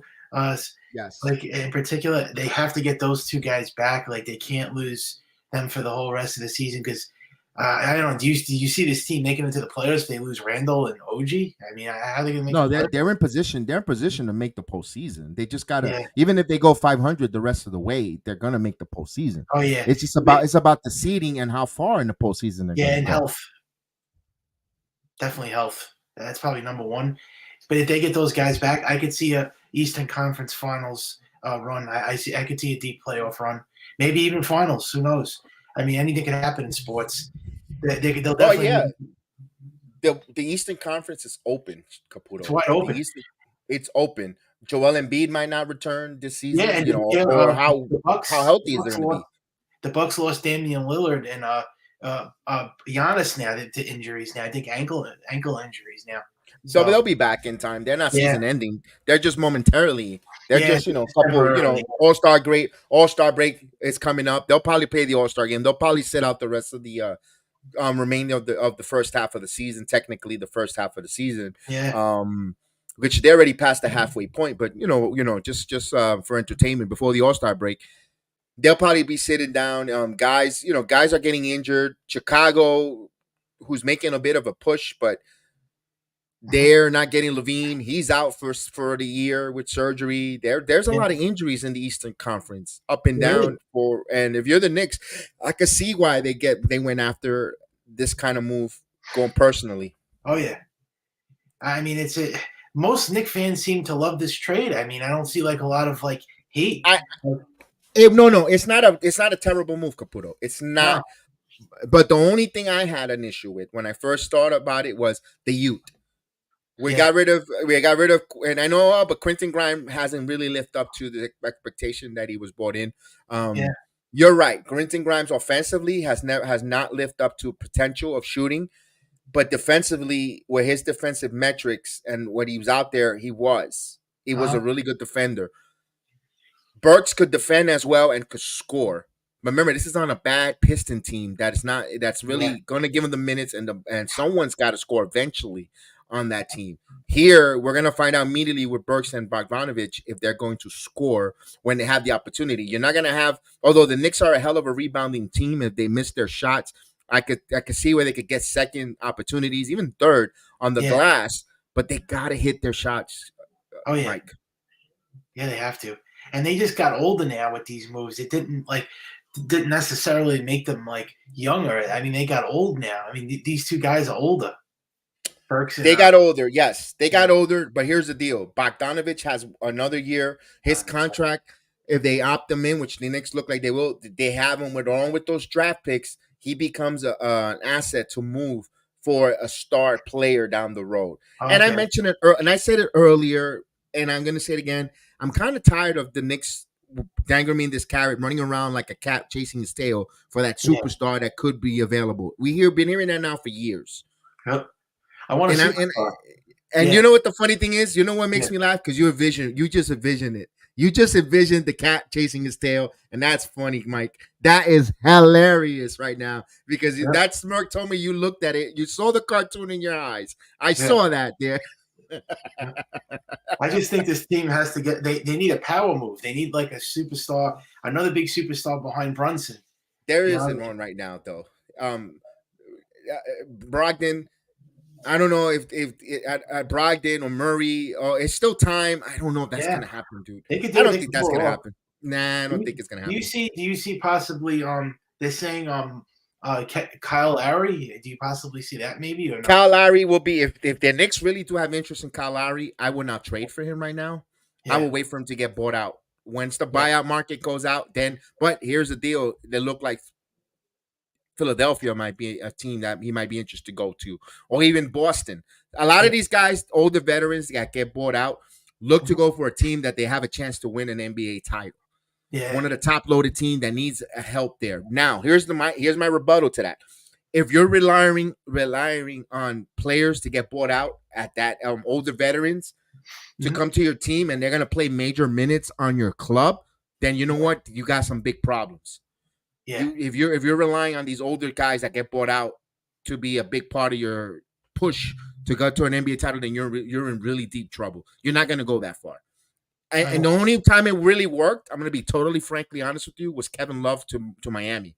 That was a hell of a move. He was bought out. He turned to Miami, helped Miami elevate to the run that they had. Other than that, if you really think the buyout market is going to bring a player to catapult you, then you're not building the team correctly. That's just my opinion. Yeah. Oh, can you make an argument that the Knicks won this trading deadline so far? It looks like they made the best trade. Yes. On all the trades they made. And yes, I granted OG Anunoby has these issues with his elbow. I get it. We're losing guys that will play every game, like RJ Barrett and Quickly. They don't miss much games. Yeah. But the Knicks, look at the results. Remember, we are in a result-driven league. Yeah. We are in a result, and you only judge on your results, on your wins and losses. The way we see here, the Knicks making that trade, they're on fire. They're one of the best teams in the NBA since the new calendar year in 2024. So they, along with the Cavaliers, they've been phenomenal. The Knicks.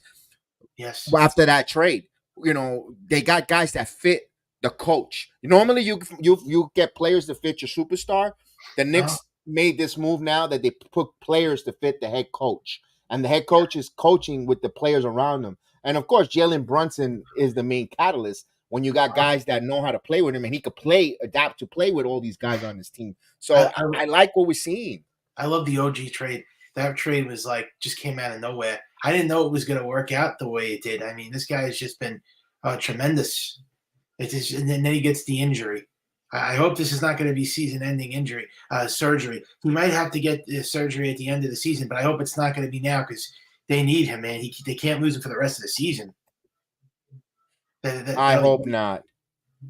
That's the last thing you want now is surgery. And then Randall, you think he's going to be back? I'm more concerned for OG than Randall, actually. You could make a case. No, you could. No. I just paused because I want to think about that, and what I want to give you my answer is you make a great case because bone spurs. Yes, because with the shoulder, if there's no structural damage, it's just sore, and some minor inflammation. Okay. Yes, that's a great thing there. And Mitchell Robinson is returning, or it's gonna be start getting some basketball activities. Yeah, Mitchell Robinson will be back. Remember, he got injured 2 years ago and he was out for the whole year, and it didn't affect the Knicks.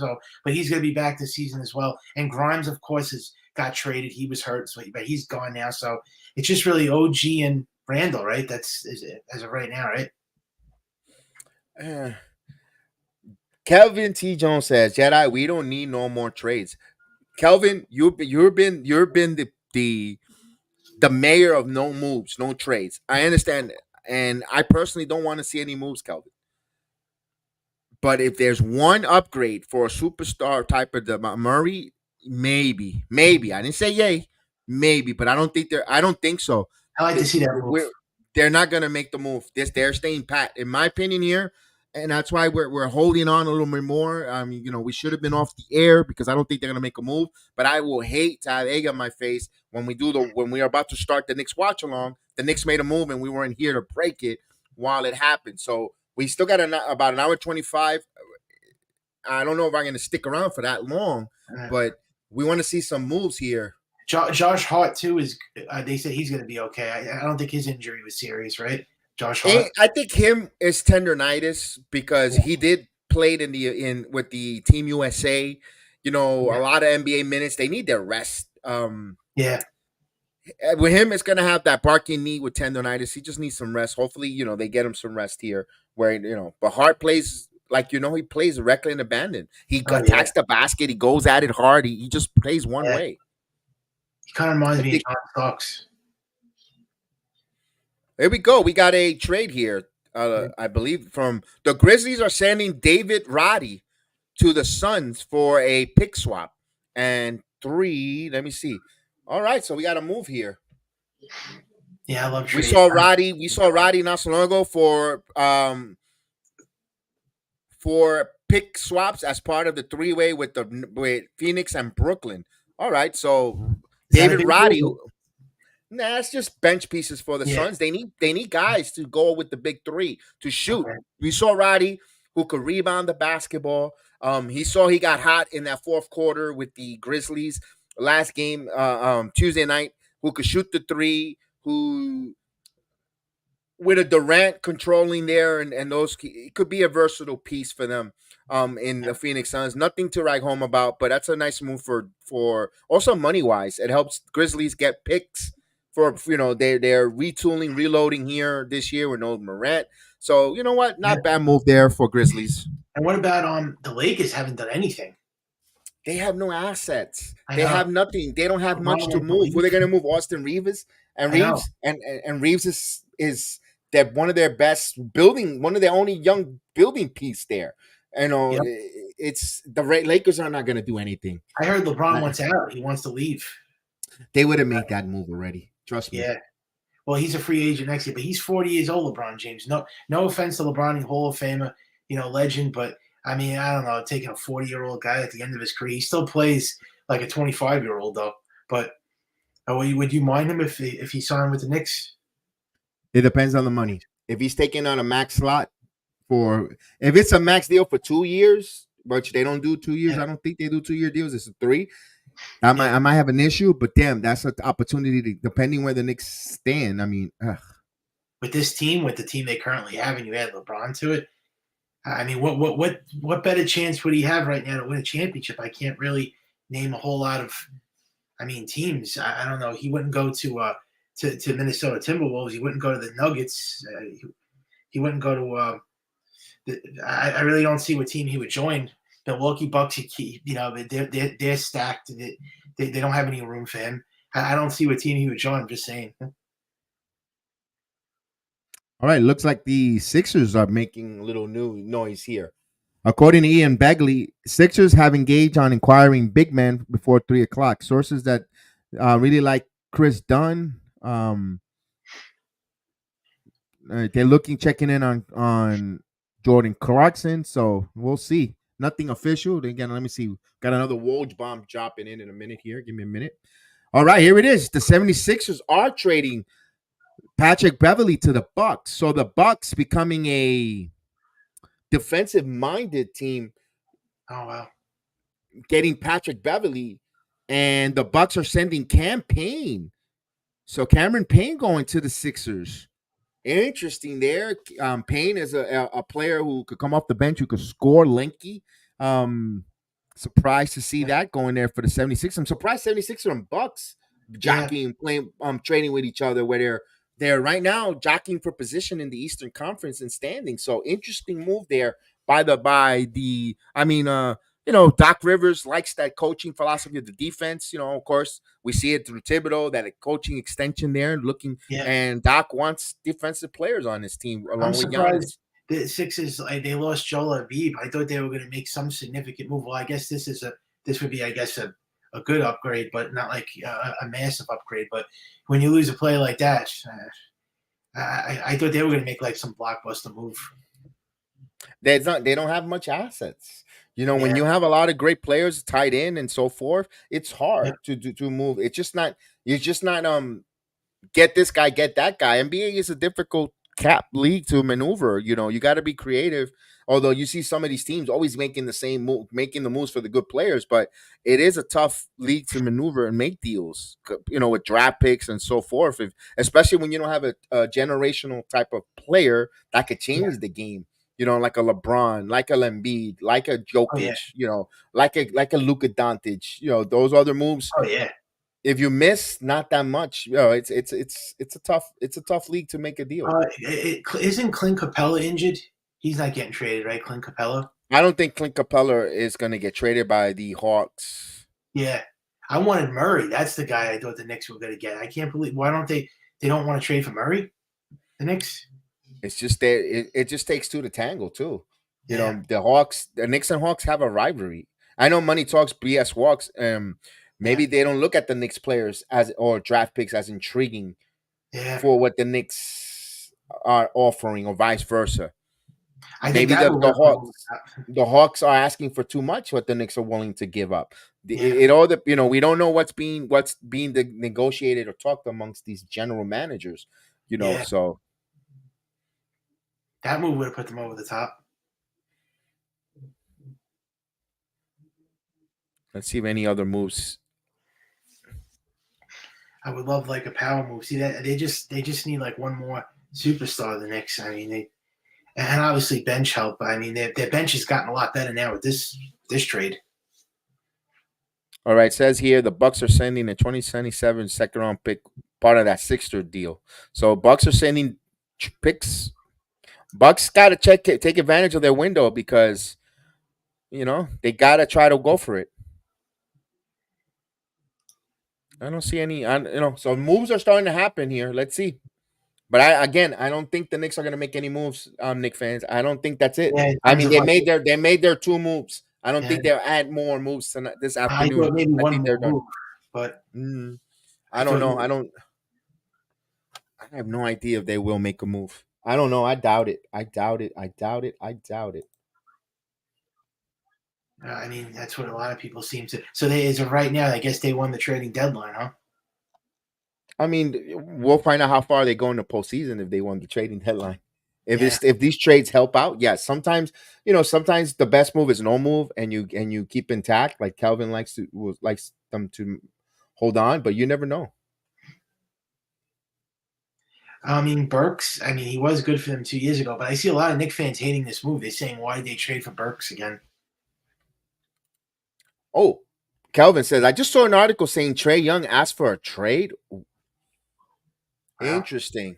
Interesting. If that happens, Kelvin, that will happen in the off season. Oh, is Jimmy Trade. Butler getting traded or no? Miami said no. Oh yeah, because Miami said they're keeping their big three. Why would you want to break that? That's Jimmy Butler. When he gets to the postseason, he just turns into another player. yeah, There's especially guys. There's guys in the short series and a half court game. It's just something different from yeah. than the whole NBA season. Is Steph Curry getting traded? Or they're not trading him. Golden State. No, they're not trading him. No, they're not gonna trade him. Oh, I mean, That's he's a foundation. I mean, yeah. that's a play. That's a off season. That's a hard thing to do in a trading deadline. They don't do that. It's not like MLB that they'll make them in the middle of Oh trading yeah, deadline. I would think Curry's gonna retire with Golden State. I could see him playing elsewhere. One Really? couple years. Yeah, I could see him playing elsewhere. I wouldn't be surprised if he plays elsewhere. These players are rare when these players stick on a team now these days.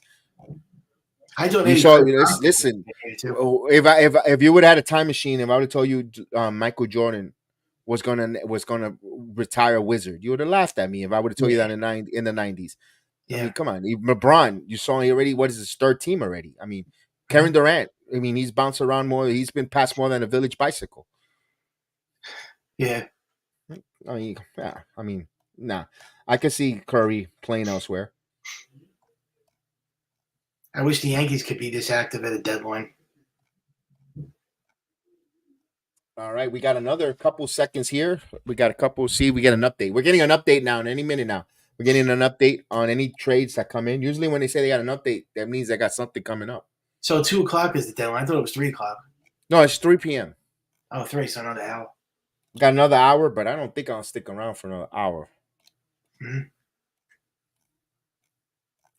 Well, Trey Young asked for a trade. Wow, all the Hawks are not really good this year. The Hawks, ever since making that postseason beating the Knicks, have been duds. Yeah, They've they been are. they've been duds. They haven't done anything. Nate McMillan is no longer there. They got a new coach. They this and that. Quinn Snyder hasn't really lived up to the great Quinn Snyder. It tells you that it's just a player driven league. If you don't got the right players, you're not. No matter which coach you are, you're not going to Yeah. do good. And I made the mistake earlier of saying Wayne Casey was coaching the Pistons and it's Monty Williams. And both of them, Casey, you saw what he did with the Raptors, couldn't win with the Pistons. You see right now, with Monty Williams can't win with the Pistons. You still need players at the end of the game. How come the Nets are not trading Bridge? I thought he was going to get traded for sure. They need something to build.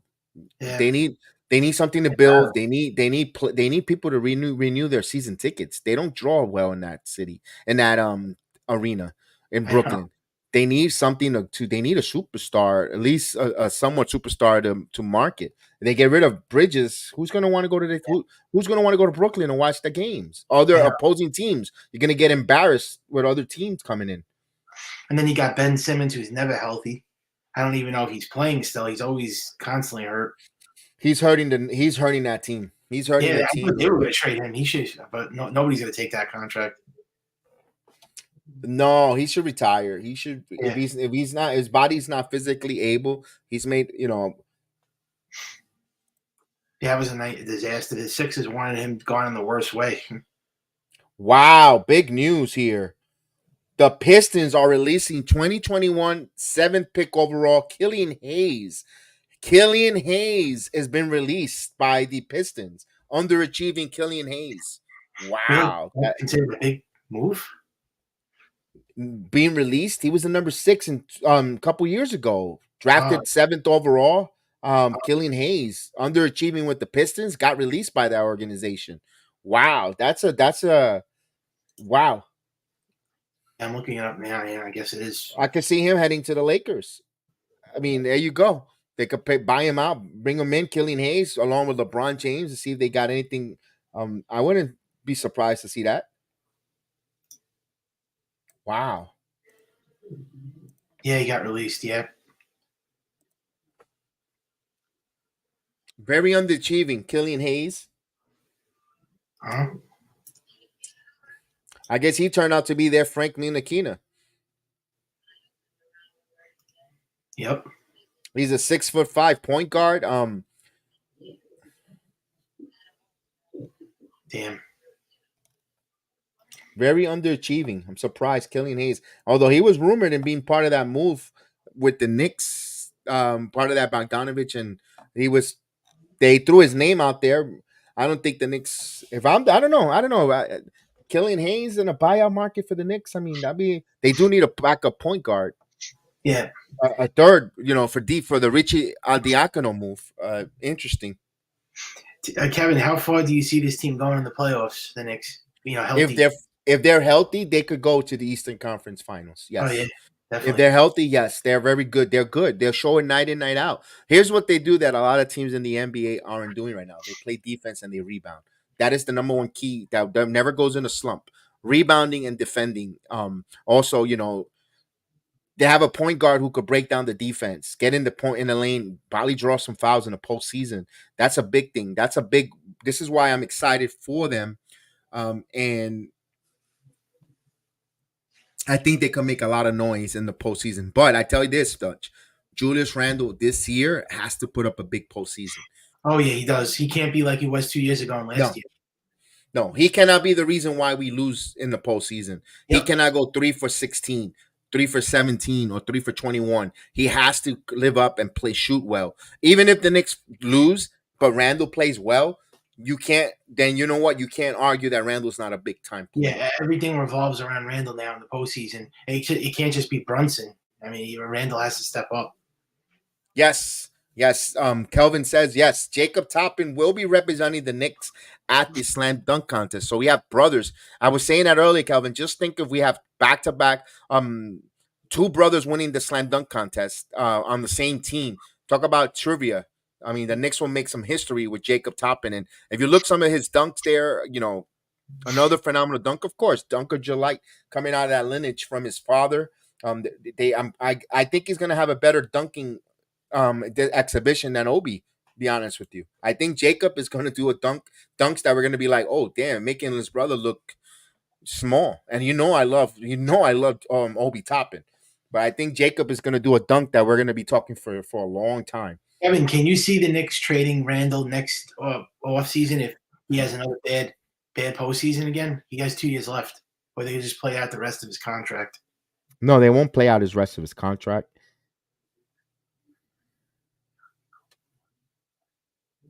No, I still think he stays on the Knicks. The reason why, because I figured right now he's hurt, and we can't find. We're trying to find a replacement, a power forward who's going to give you over 20 plus points and 10 rebounds. When his point differential starts dipping under 20 on an average, then you're going to think about possibly moving Randle. But right now, if he's giving you over 21, he's averaging 25 and 10. I mean, 24. It's hard. It's 24 and 10. It's hard to find someone to give you that numbers. Yeah, pretty much. You could do the Belichick route, sell high a year before, and then the cliff falls off. But I don't know if the Knicks are willing to take that gamble. He's only 27 years old. Why 26, 27? Why would you want to get rid of Julius? 29 And actually. as much as listen, I don't like, and I said it many times, and Kelvin knows I'm not a big fan of Julius Randle. Personally, I'm not a big fan of his game, but I gotta give respect where respect is due. What he gives the Knicks: 25 points, 10 rebounds a game, or averaging, here and there, 3.5 assists a game. Right now, there's no power forward right now in the game besides LeBron, and he's on his way. He's about to retire. Who really gives you that numbers? Mikal Bridges, okay, um, and we want him. That's an upgrade. There's not that many power forwards that could give that to the Knicks consistently. And besides of this freak, now, and this is one concern though I have. This is the second year in a row with Randall with a bad injury, the ankle, and this. But these were both situational things. You could never account of someone stepping on a foot and twisting your ankle, and you cannot know if you're going to separate your shoulder falling on being undercut. Yeah. I get that. I just keep an eye on Randall. One more injury, I'll start getting worried a little bit. I'm breaking down, but I doubt it. Those are freak injuries. Those are such, accidental injuries that I Yeah. can't hold accountable. This is not the Anthony Davis where he goes to excrete and he hurt himself wiping his rear end. Dork Knight, Oh my what's up, Dork Knight out there in England? Salute, my friend. Has everyone seen? Yes, Undertaker lifting the over there and Ronaldo. I saw that, Dork Knight. I saw that in Saudi Arabia. Undertaker in full Undertaker gear with the put up the cup. Yes, I saw that there. I saw that, Dork Knight. But since nobody really likes the soccer other than yourself, Dork Knight, I did see it. Great one. How did you? I thought that was me, big wrestling fan.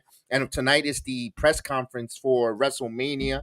So yes, and The Rock was on Pat McAfee earlier, calling Cody fans a bunch of crybabies. So a lot of good stuff is happening in the world of wrestling as well. Did you hear what Kendrew Perkins said about the Knicks move? He said he loves what they did, and he says the rest of the Eastern Conference Finals needs life preservers.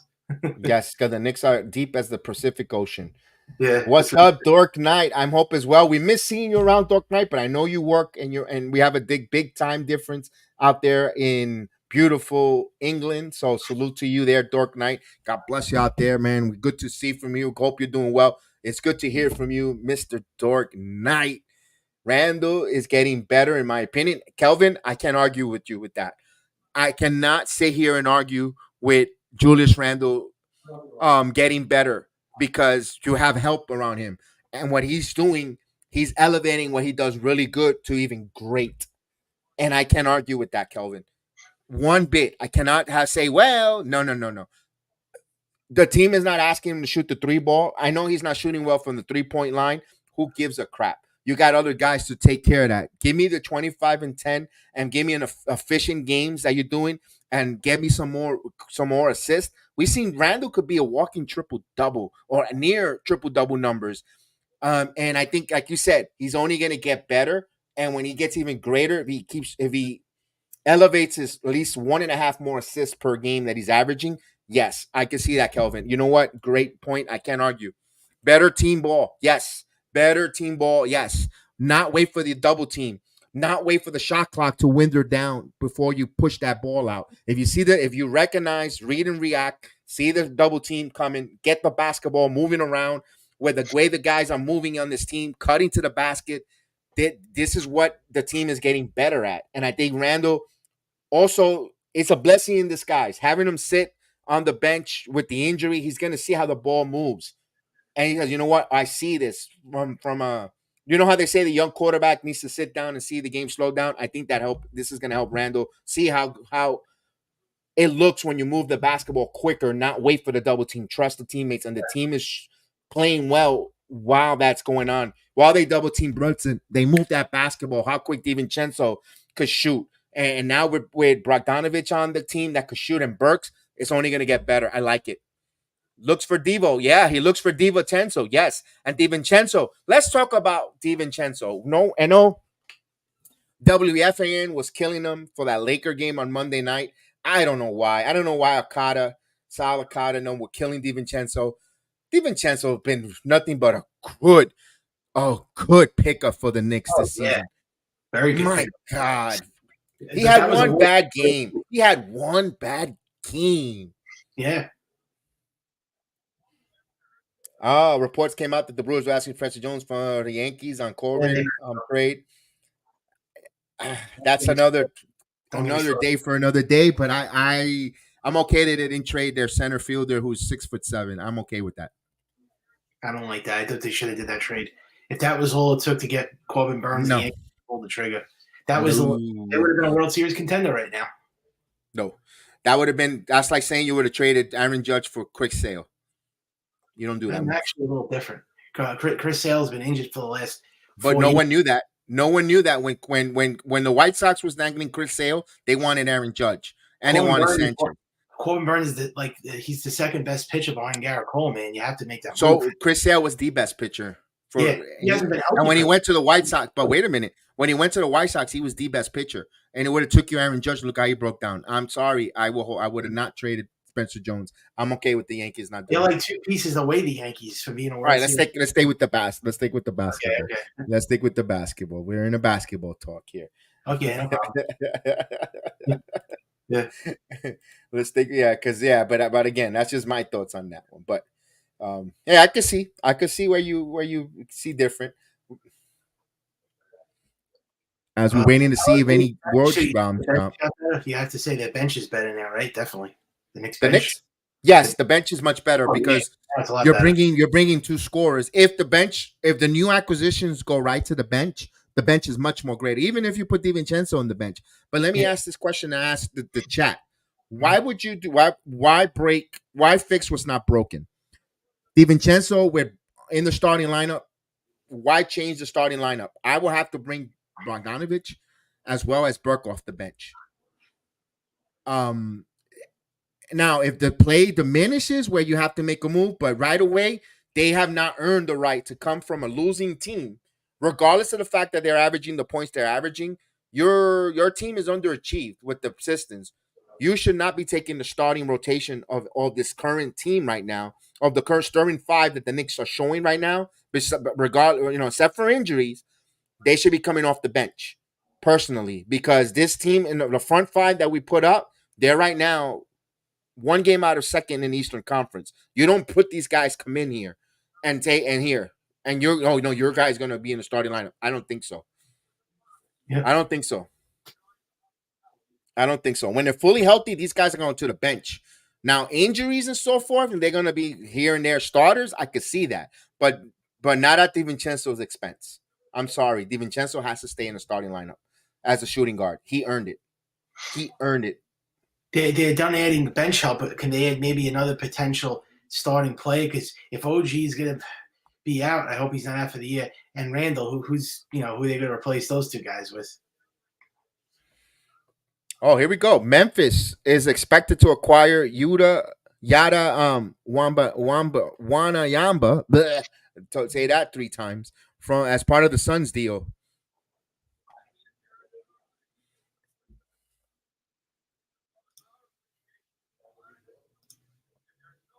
All right, so some moves are starting to be made. Let's see, but I don't think the big ones are coming. Big ones would have happened already, and everybody else would have reacted. So it looks like Murray's staying with the Hawks as of right now. We got 1 hour left. It looks like right now he's sticking. I thought Murray was going to get traded to the Lakers. That's what reports were saying a few weeks ago, that he was going to the Lakers. But there's no assets, though, Mike. Yeah, there's no assets for the Lakers to do it. That's the thing. If the Lakers had assets, he would have been a Laker. If they had something to move, they would have done it. Yeah. And the Hawks don't want D'Angelo Russell. D'Angelo Russell is one of the names that could be possibly moved for the Lakers to bring in a guy, but unless if Trae Young goes out to LA for D'Angelo Russell, the fan base will go up in arms. But if it's true what Kelvin the article that he asked for a trade, maybe you have to consider Trae Young move here. But that's going to be in the offseason. They're going to try to convince him not to. He's a face of the franchise, all that good stuff. I don't think they'll move him. He could say he's unhappy, but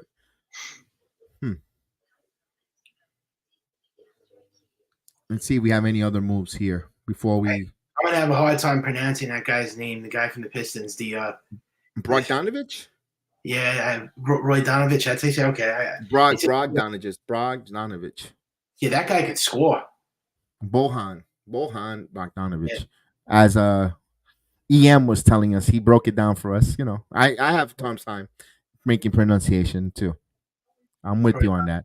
I butcher Don't a lot of names. Don't get don't me you wrong. think Bogdanovich makes the trade better? If he wasn't added in the trade, it wouldn't have been the trade would have been No, he better. was. I think he was one of the big pieces because you couldn't not trade Alec Burks for Quentin Yeah. Grimes straight up because of the money. Remember, you got to match money. The money's got to be the same, close to Yeah. it, all that good stuff. And then you got to give teams something for making that deal. There's a lot And of.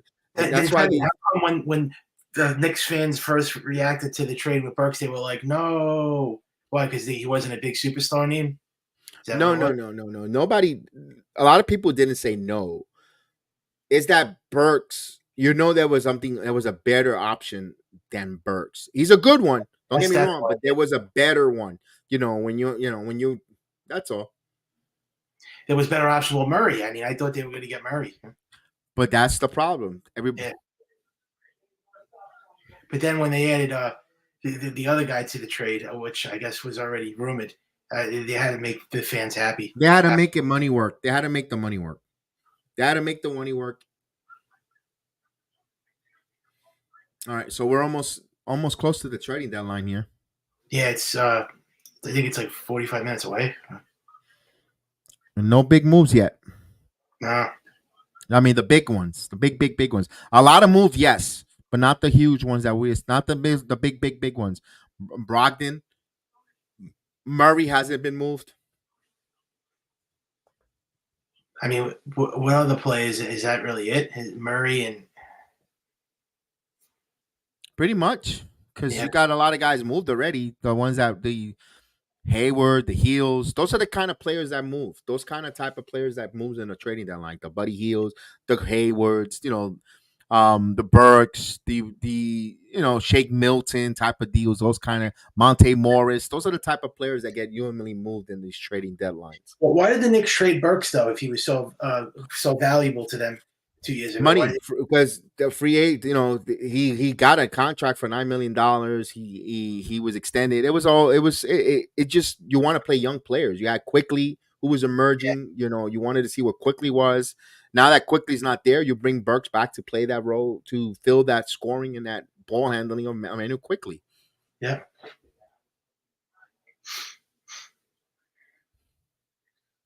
When I'm holding off, and I hope not, and I was telling Chef Dan earlier, I'm so afraid of Toronto flipping Emmanuel Quickly to Boston.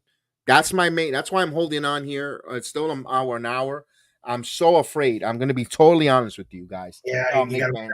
happen. I'm so scared that Toronto turns around and trades Emmanuel Quickly to the Boston Celtics. If they do that, that team is like it's like a dream That team. yeah, that's a very dangerous team for Yeah, Toronto.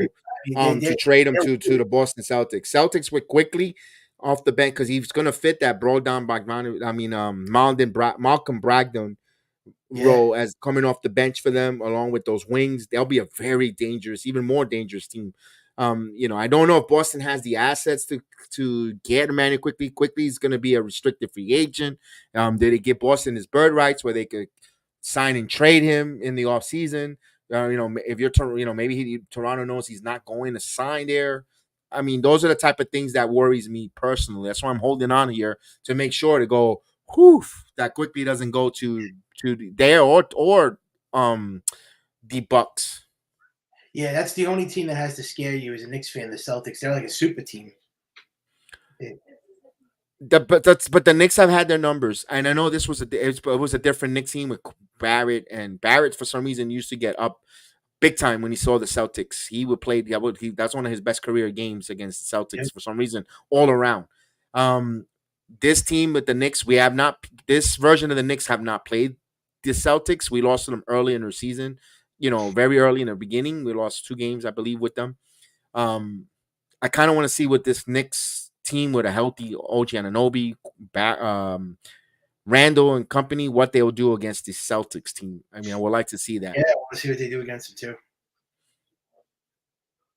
They just have And to we'll get. see.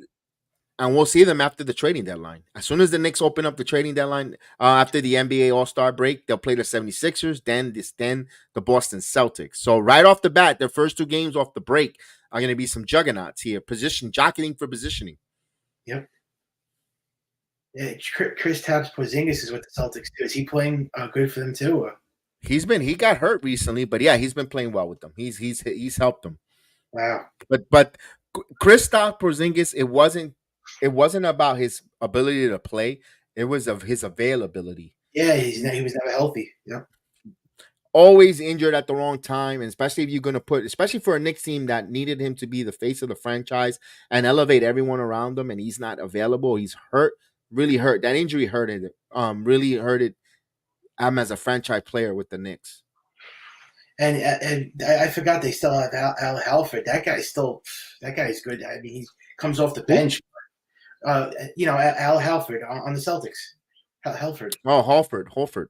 Yeah, he was on the Hawks. He's just a solid NBA player. He's like a Taj Gibson with a little more better shooting ability and a little more scoring powers. Who is Al Horford? Really good. Oh yeah, he's very solid. He was great with Atlanta. I mean, he's 38 years old and he's still playing.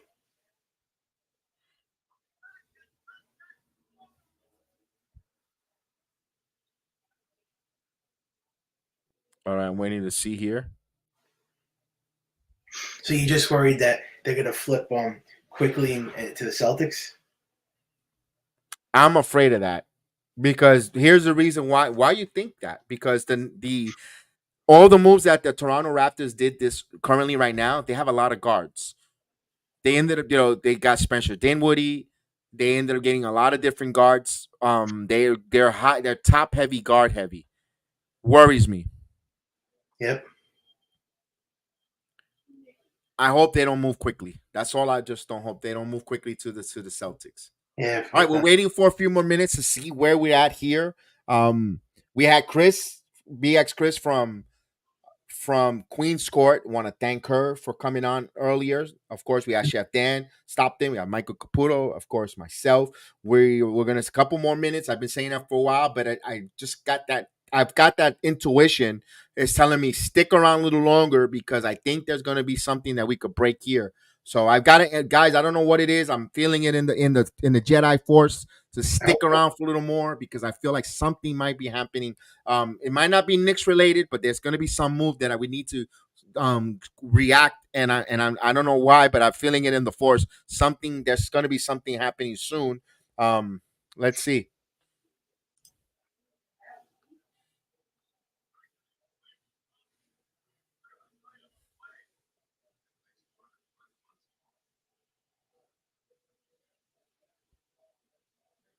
We're waiting to see.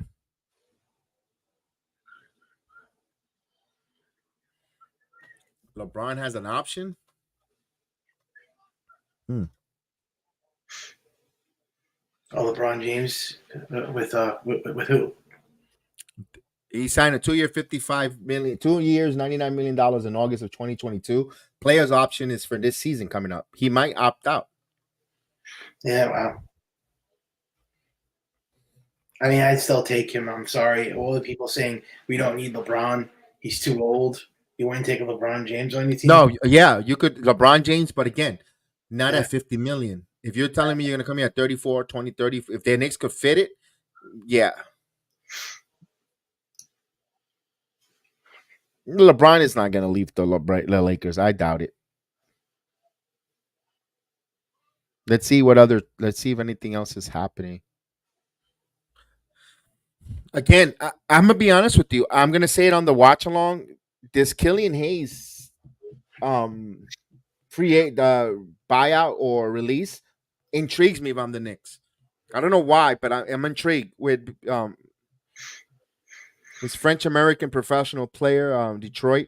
I know he didn't live up to par with it, but he's sick. Damn, he's 6'5", and I know Franklin Aquino was 6'5" as well. Yeah. I kind of would like to see what Killian Hayes will do on the Knicks for some reason. Even if he doesn't play in a Richie Diacono move, even if we bring him here and he doesn't really play, I know we're gonna say, well, we got Rokas Yanovitis, but until he commits to come to the NBA and he's out in the league, I'm not out of sight, out of mind. If Killian Hayes is available to bring into your G League system or on a vet minimum for the rest of the season, you bring him in here. If he doesn't work out, you release him. I would bring in a Killian. I would try to bring in a Killian Hayes. Mhm.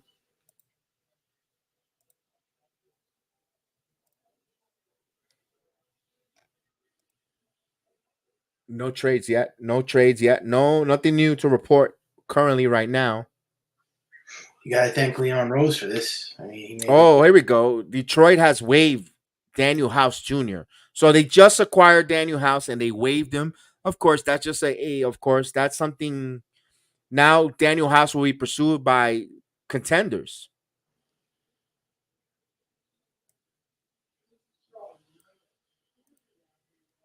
So Detroit getting players, getting assets, and releasing players. So they're really going. They're tanking. They're in a super tank mode. the Pistons, right? The Pistons. Yeah. Mr. Johnny Davis, our number one draft pick. Salute.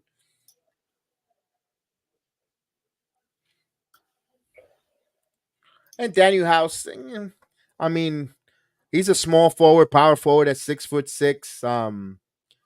He has a chance to sign with someone. I can see him. I don't know. I don't know where. I can see who needs some depth up court up front.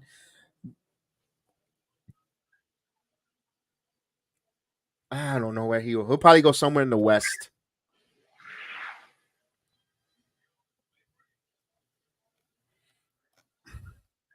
So the Pistons signing players, releasing players, making some moves here at the trading deadline.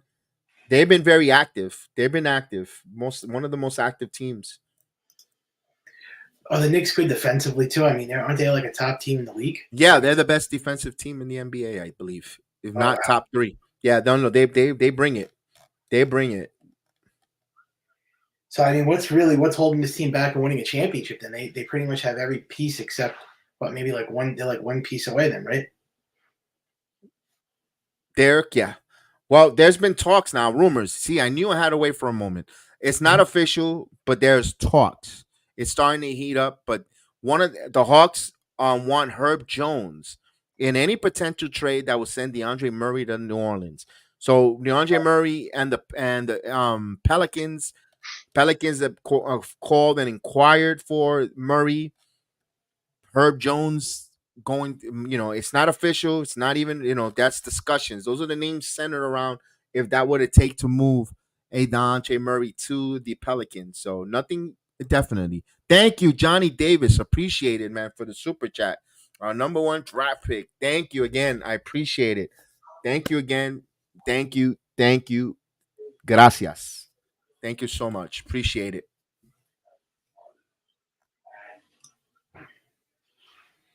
All right. Let me ask you, Mr. Davis, would you like to see Daniel House? If I would ask you two players, Knicks got 12 spots. Knicks got 12 spots. You need 15 for regulation of the NBA with all that good stuff. Killian Hayes is out there, was waived by the Pistons, and you got Daniel House Jr. If I tell you, you don't have to, you could say none. Would you be intrigued to pick either one of the players to the Knicks? I would like to see Killian Hayes personally with the Knicks. Personally, if to be bought in here. To me, his name 6'5" point guard didn't work out in Detroit. Change of scenery. Under Brunson. Now you're gonna have Brooks in that room with the Villanova guys, smart high IQ with DiVincenzo, Hart. Learn how to play a little bit of the Hart role. Maybe help, maybe technique wise, Hart could bring him under his wing. Learn how to rebound, play professional basketball the right way. Some of that Jay Wright wisdom, along with Coach Thibodeau, Johnny Bryan and company. I kind of would like to see. I think there was more upside in Killian Hayes getting a second chance, especially in New York. I think that might be that's a rough diamond or a rough gem ready to be polished. I wouldn't mind seeing the Knicks go after a Killian Hayes, in my opinion. Underachieved with the Pistons, excuse me. 7th pick overall in 2021, not far removed from coming into the league. I would like kind of see the Knicks to go after him. I think the Pacers definitely made a good move too. They got that guy from the Raptors. What's his name? Pascal Siakam. Yeah, he's good. Yeah, I like Pascal Siakam. Pascal I Siakam. think the Knicks would. I actually wanted him too. Actually, you know what? At first, when they were telling me the Raptors was talking with the Knicks, I thought of Pascal Siakam because of the power, the power forward, the length, and all. But watching what OG Anunoby is done with the Knicks here, I kind of am thankful that we got OG Anunoby over Pascal Siakam. Siakam could score. Siakam might be the better player, might be the better player overall than OG Anunoby. But damn, I like what OG brings. He fits. He fits what a Knickerbocker, what a New York Knicks player is. The hard defense, shooting the three, the cutting and moving. It just fits the hustle of New York. I think OG Anunoby. Yeah, he's a defensive powerhouse. OG. Yeah, he makes everyone better on their team. Yeah. Yep. He's a defensive machine. I mean, I never saw. I mean, what was the last great defensive play the Knicks had? I mean, this. That was an A. I would give that trade an A minus. Oh yeah, yes. And you know what? It could be card subject to change. You could give it an A, or you don't give it an A minus, but you could change it if they win a playoff round. If they get back to where they were, yeah, you could give that an A plus, an A minus, or an A. Yeah, you're right. That card that could be changed later down the road. That great. And they were all Knicks fans were so upset losing RJ Barrett, weren't they? Like, or was it really quickly? Both. Not for nothing. Here's the reason why you lose. You feel bad for Barrett because Barrett was one of our guys that we drafted. Yeah. Barrett, regardless of his shortcomings, helped this team get to the postseason. We're no longer a laughing stock in the league. We weren't 21 win team, 27 win team. We started winning, 500 and above. I really love what Barrett brought to the team.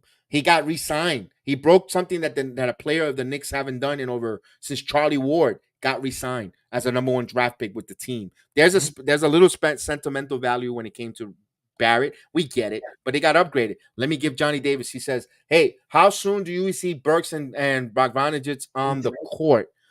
I think Saturday, Johnny, because they got to go through their medicals first of all. They're not going to play tonight. We know that. I'm thinking it's going to be Saturday night's game. We're going to see them, especially Burks, if depending on the ankle of Jalen Brunson, because Malachi is not on the team, so he can't slide into the to this point guard, backup point guard. McBride is going to start tonight probably.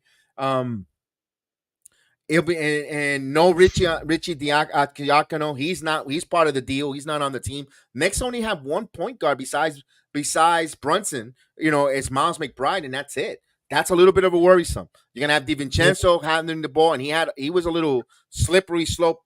Despite winning, he had a couple of slippage with the basketball. This game tonight worries me a little, personally. They're going to be very shorthanded. All the guys are out now. Yes.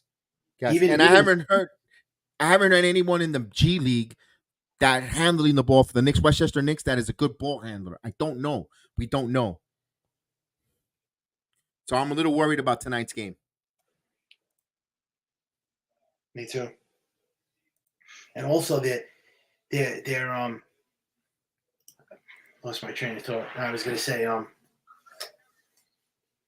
Sims. Yeah, that's he's out too with an illness. Sims. But they say he's probable. He might play. I'm looking at the Knicks starting lineup, and this looks like a really good. You look at that bench in there, starting 5. It looks a lot better now. Everyone's saying they're a title contender now.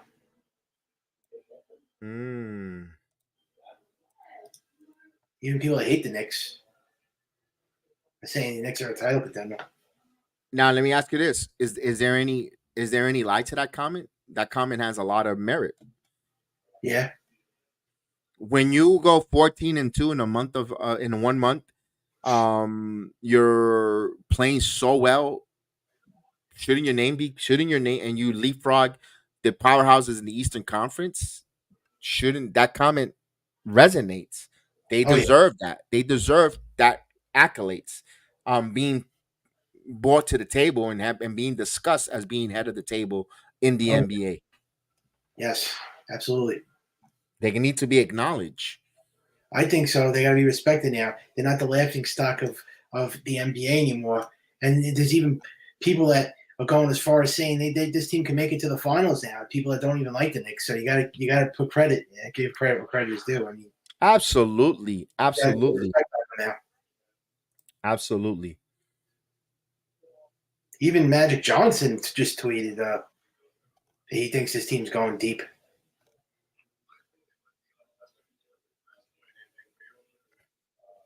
He always said good things about them, anyways. But what is Stephen A. Smith saying? He's always negative. I haven't heard from him yet. That's why I'm laughing because I can imagine what he has to say. A lot of big fans don't claim him. I don't know if they don't like him as a Knicks fan. They call him Screaming Ace Smith. Screaming A. Smith. Yep. Because he wants a superstar. He wants the name. I don't blame him. I mean, I want to see another guy. I want a 1-2 combo. Well, Randall and Brunson is a great 1-2, but Randall doesn't come through in the playoffs. That's the problem.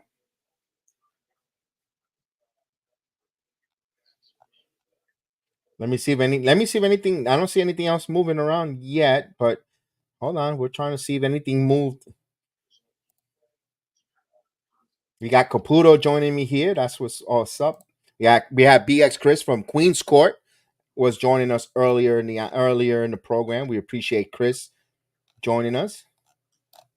Getting therapy on her knee. Get well soon, of course.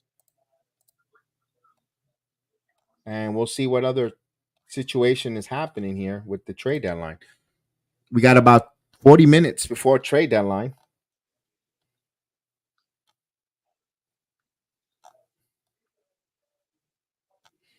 I don't see anything else. Waiting for the Woj bombs.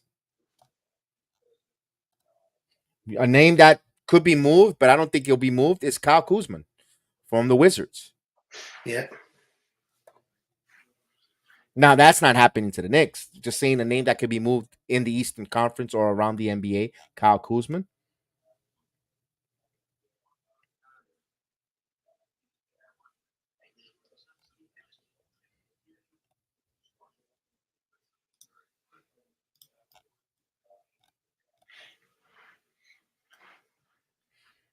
Waiting to see. Nothing yet.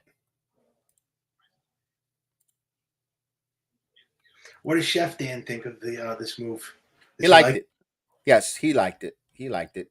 He said his thoughts and his comments on it and before a workout, and he had great points with it, and we'll probably hear more about it on the watch along later on this evening. But yes, he liked it. It?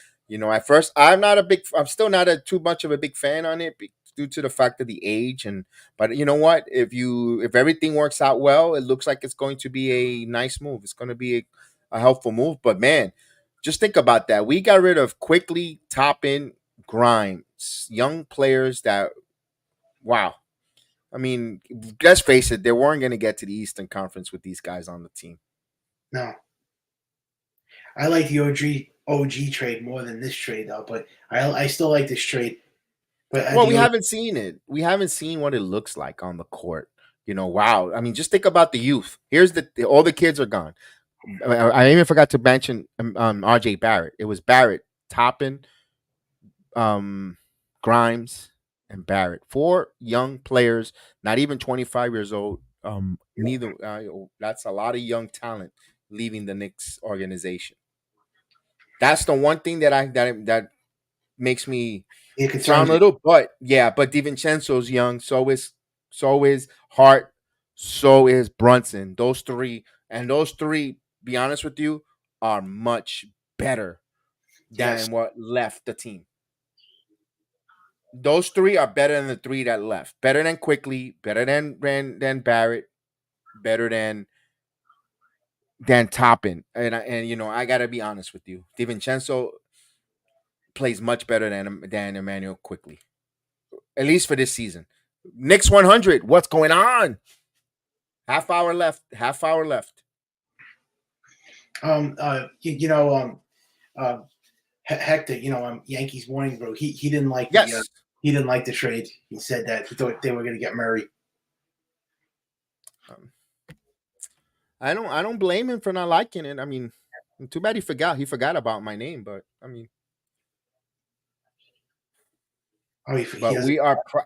No, he forgot me. They forgot me. They totally, you know, one of those guys that I'm in the forgotten zone. They don't remember this poor guy over here. He teamed up with Pete Seminetti now. That's why. I mean, they don't no. And even in we do basketball too. No type of remembering. They must he went to the Men in Black school where they flashed him with the zapper and totally forgot about us here. Yeah, he came on here and then he wanted to. It's like he did it to, what do you call it? Like, I don't want to like say this, but like almost like to use you as like a kickstand, and then he went to. Oh, of course, he poached he poached. I'm gonna say it. Yeah. Oh, I'm all right. That's okay. That's part of this. That's part of the streaming platform. Guys go to different. Like a Triple H, Shawn Michaels DX thing, like Shawn Michaels. No, that's okay. It's okay. Look, much love to the Morning Brew crew. They're nice. They're doing good things. He's doing good. He's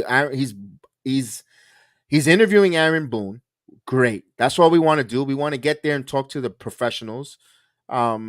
He's got on Sports Night on SNY. Good job on that. He, you know what? It's about elevating, and he's elevating himself. Don't forget those that you was with you in the very beginning. That's all I say. If I ever get big time, when I start talking to the WWE, when I start working with the WWE on podcasts, I'm not gonna forget about the basketball and everyone else. Hopefully not. I hope so. I hope I don't. But I'm going to have aspiration to be. I'm halfway in. I'm almost in the door with NXT. So yeah, when I get into the WWE, I'm not going to forget about everyone else. I mean, so it is what it is. Yep. Hey, it's got bigger fish to fry. I mean, maybe I'm not their cup of coffee on their network. It's okay. Yep. It's okay. It doesn't hurt. It doesn't bother me at all. But the door's open here, and the door's open for you to come and talk on my channel, and also the door's open for you to get the hell out. Yeah. See, I don't do that. I understand my humble beginnings. I'm not like one of those. It's not talking negative either. It's not talking negative. It's not a negative thing. He's doing big things, and that's good. That's fine. And he's busy. Mm-hmm. He's busy, but he should have remembered we do talk about basketball here. We're not the only. We do talk about Knicks here. I mean, I find it weird. Him and also Mikey Mazda. I'm gonna say it too. Another one that came here. He was Uber eating up and down all over work, and he would do on the watch alongs with him and noise in the background, and never invite me on his channel to do anything talk Yankees, knowing that you started off doing watch alongs on my channel. And you did your own thing, Yankees. Never invited me to go talk Yankees either. Yeah. It's okay. You keep it moving. That's it. If I'm not your cup of coffee, that's fine. But that's why I don't hardly do open panels. I'm doing it lately because everyone comes into catapult here. Yeah. But that's fine. Why am I complaining? I'm 12,000 subscribers strong. Yeah. What happened to that other guy that used to come on? He's the another one. Is he like completely disappeared from the whole social media? I don't know. Your question, your I don't know. I know the Board and Milk has a price for you to put his picture on the back of the carton, and we'll find out where he's at. Well, I don't ride anybody's coattails. I like a person, and I stay their friend. I don't like use somebody. No, and they're not. I'm not saying they're not my friends. It's just they don't invite. They don't reciprocate the same courtesy that the channel here does.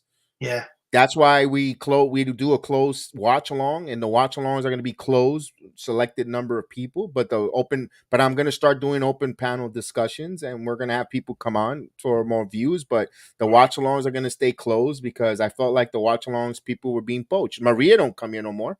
Yeah, Maria was I don't know. She's now with Hector. Hector just grabbed them and took her. She don't come here no more. Aiden, you see Aiden Davila, another one that was faithful to the channel, gone. But you go put the Yankee stuff, you see them there. I Yeah. mean, yourself, you were one of the other ones too. You were one of the other ones that you never used to come here. You were over there. So listen, I get it. I'm not gonna talk about every fart the New York Yankees make. And the Mhm. same thing when in the winter time. I don't talk about everything the Knicks do either. Mhm. I don't do too much too much Knicks stuff either because when there's nothing new to talk about, this is what happening right now. We're filling time, and What people about, don't want to hear. Nobody want to hear gossip in the filling time. They want to hear about what the hell's going on with the Knicks. I know. What about Chris the Flash? Does he still come on or? Yeah, he's part of the watch along program. You see him always in. But Chris likes wrestling. He likes basketball. He likes football. He Yeah. likes baseball. Chris is a big part. You see him every Saturday. You see him every time we do a wrestling watch along. He's here. Yep. And Chris does his thing on his channel, and he invites me on his channel. We collaborate. We do two shows. We do shows together for the same to air at the same time. Yeah. There's nothing. He Collaborate. knows how to reciprocate that. It's like look, my guy Alex Coquito has his own channel with does totally different subject, nothing to do with sports. He invites me on his channel, or we do things Yep. together when it does Marvel stuff. Other Mhm. guys, they don't do nothing. Ugats, nada. So that's Yeah. fine. Congrats. There you go. It seems like we gave you all, but we trade away all the kids who bought into that. Knicks 100. I want to ask you a question here. You're like me. Do you think they trade some of these players? They think they draft some of these picks here coming up here? How they got a lot of draft assets.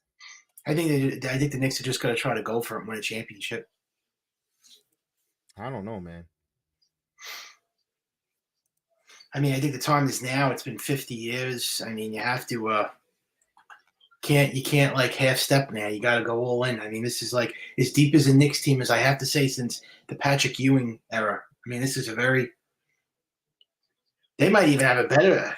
Here's the thing that I'm gonna Knicks 100. Agree or disagree with me? I want to ask you. I want to hear your thoughts.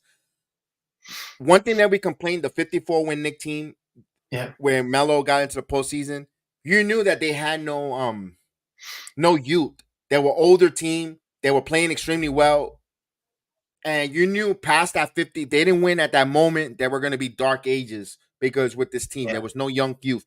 At least with this team, when they were playing well, we know what we got Grimes that could build, and they're still young.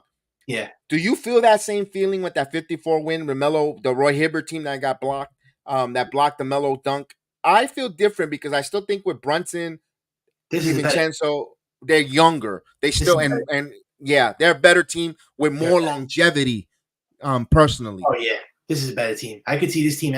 I could definitely see a team winning a championship. This team could definitely win a championship. their guards were That's why I wanted to. That's why I struck the conversation with you, Knicks 100. I wanted you to give me that answer because yes, Jason Kidd was done. He was cooked. When he got to the postseason, he was cooked. I wish Rasheed Wallace would have not went down in that injury that year. I would have loved to see him play in the postseason. What he would have gave the Knicks. Yes, that team was very older. The guards were cooked. J.R. Smith was helter skelter in the we knew that going into the regular season. In the regular season, going into the postseason, there was a lot of uncertainty with J.R. Smith. This team here has stability. I think in a weird way, Hart is better than J.R. Smith with the rebounding and the way he attacks the basket. Yes, he could be helter skelter shooting the three ball. And not to compare team to team because I think Carmelo Anthony is a better all around player than anyone currently on the Knicks so far right now. Although you could put an argument Julius Randle with Carmelo, getting there, or Carmelo and Brunson equals a Carmelo. Brunson and Randle equals a Carmelo Anthony. Yeah. But we got Toppin waiting. There's one thing I have a complaint about this team, though. I think you heard it on. I commented a couple of times. I don't like this. I don't like the coach. You Coach Thibodeau? Yeah, he Why? he overuses guys. He plays him for too many minutes, injuries. This is why we're getting all these injuries, the minutes. You got to rest guys. You can't look what he's doing with look what he did with Brunson. You have you have a legitimate argument on that there, but man, when we got Brunson, it didn't change the direction. We escalated it. Johnny Davis, perfect statement. Perfect statement because we did escalate the direction because we similar to when Randall came to the team, Randall changed the trajectory of the franchise. Let's dissect it that way. Remember the game plan was to bring in Randall was the consolation prize for not getting Kevin Durant, yada yada, and they drafted Obi Toppin. Randall was going to be moved for trading assets and get some type of player in here with some trading assets to get better now. For now, this is a Randall changed. Randall, yeah, you can go with your hot take. Oh, really? I don't want to kill you. Change it. I don't know if anybody's compared this Brunson. I don't like comparisons at all, but I would say that Jalen Brunson is the equivalent Knicks version of Allen Iverson. Now, all right, we'll break that down in a second on that. Yeah. There, yeah. The Randall coming here changed the trajectory. He elevated and accelerated the Knicks to becoming viable in the Eastern Conference, helping Coach Thibodeau's system work and everyone ascended. Then all these draft picks played well. Brunson was the missing piece that they needed to elevate everyone, and then they moved everything else around. Now, Knicks 100 says to your statement on Allen Iverson to Brunson, facts. Brunson plays with that tenacity. Brunson plays with that speed, that no fear mentality. Not only on the offensive side, on the defensive side, and everybody was complaining about Brunson's defensive prowess. Who leads the NBA in charges? Jalen Brunson. He's and I go a lot of Knicks fans, a lot of NBA incumbents don't like that. Oh, you need to save your body. You shouldn't be drawing. That's the way he knows how to play. Allen Iverson knew how to play one way. And it may not be the same kind of style, but the impact that Iverson had for the 76ers, Brunson's having that kind of impact on the New York Knicks franchise. They might be totally different players at times. I think Brunson shoots the three a little better than Iverson. Iverson's more dynamic, explosive, all that stuff. But yes, I could see where with a better jump shot. There you go, Knicks 100. Oh yeah. But his impact is the same impact that Allen Iverson had for the 76ers as Jalen Brunson's having with the Knicks currently right now. Now this is going to be a full year. One more year of this. I mean, I have no doubt already. I have no doubt about Brunson being him, but I know the naysayers need to see more of him. He goes, what I don't want to see is Thibodeau take the ball out of McBride's hands. I agree with you.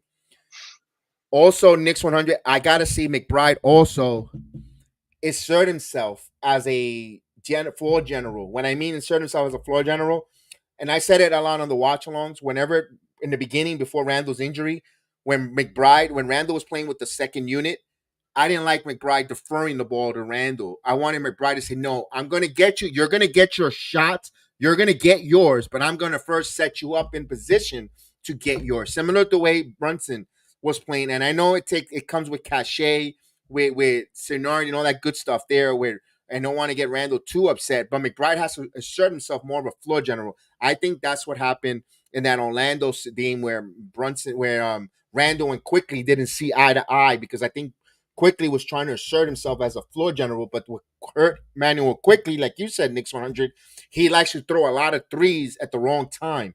Where it says, really, you should have. I didn't touch the basketball, and you're chucking up shots, and that's why you took the ball away from me. I can see where Randall got bothered with Quickly on that. McBride has to assert himself to a degree like that, in my opinion. Knicks 100, with that, McBride paid his dues. He did, and you know what, Knicks. He is showing us that patience is a virtue because he's playing well, hitting some big shots. Wouldn't you be surprised in the postseason? In that, just even if it's for a small spurt, McBride hitting some big threes for the Knicks down in the third quarter when they're trailing by 4, he cuts it down to 1, and it becomes a snowball effect on good offense. With McBride, I could see McBride coming up big in the postseason for the Knicks, hitting some shots, some open threes, some opportunities. Yeah, I like what McBride sneakily is doing with the team. I love Pi says we got Steve Novak 2.0. I mean, let's hope. Let's hope. Let's hope. He's shooting over 40%. Bogdan Bojanovic. Hopefully, he continues to shoot hot for the Knicks and not just sit in the corner, do other things well too. So, Kevin, do you agree about the Allen Iverson comparison? Like, I what? Yeah, the impact, but not the same exact player, Mike. I just broke it down just a few seconds ago. The Yeah, impact that Ivan Iverson meant to the franchise for the 76ers is what Brunson is becoming to the Knicks. That yeah. impact of Allen Iverson, that face, that yes, I can see that in a parallel with Yeah. that. I tend to agree. I hope Burks is not changing that to McBride looking over his shoulders. But Allen They got to Iverson, play with each other. They got to know how to play with each other. I was gonna say Allen Iverson averaged 30 points every year, so I know it's like Allen Iverson was like first ballot Hall of Fame, like legend. But I definitely compare him to like what he's doing for the Knicks. Yes, I never saw this is the best free agent signing Knicks ever made. I mean, everyone could agree with that, right? This is the best signing, bar none, the Knicks ever made, like free agent wise. It It's has been, gonna go down. It's got to go down. The story has not been finished. He has to finish a story. they won a Brunson champ. has to finish a story with the Knicks career before we could classify it and put it down in the annals of Time. Knicks free agency. We have to wait. Yep, got to win a championship, and they're even saying he might be the king of New York. It's Aaron Judge, obviously. I still think it's Aaron Judge, but a lot of people saying Brunson now. Well, we got 19 minutes to go, and Bruce Brown has not been moved. A name that the Knicks were enamored, but I don't think that's going to happen. So it looks like the Knicks are done. Huh? I thought they were It going to. looks like it. It looks like it. But you know what? Knicks 100. I got you here. Let me ask you this: Killian Hayes has been bought out by the Pistons, and I know we just finished talking about this. McBride not looking over his shoulders, not needing another ball handler. If you're the Knicks, would you bring in Richie Aldiacono's not here? Would you bring a Killian Hayes? They got 12. They have 12 rosters already filled. They need 3 more roster spots. He just been bought out. 6'5", underachieving 2021 71 draft pick, lottery pick. Do you bring him in, see what you got here? And not that he's gonna come and start over McBride. Hell no.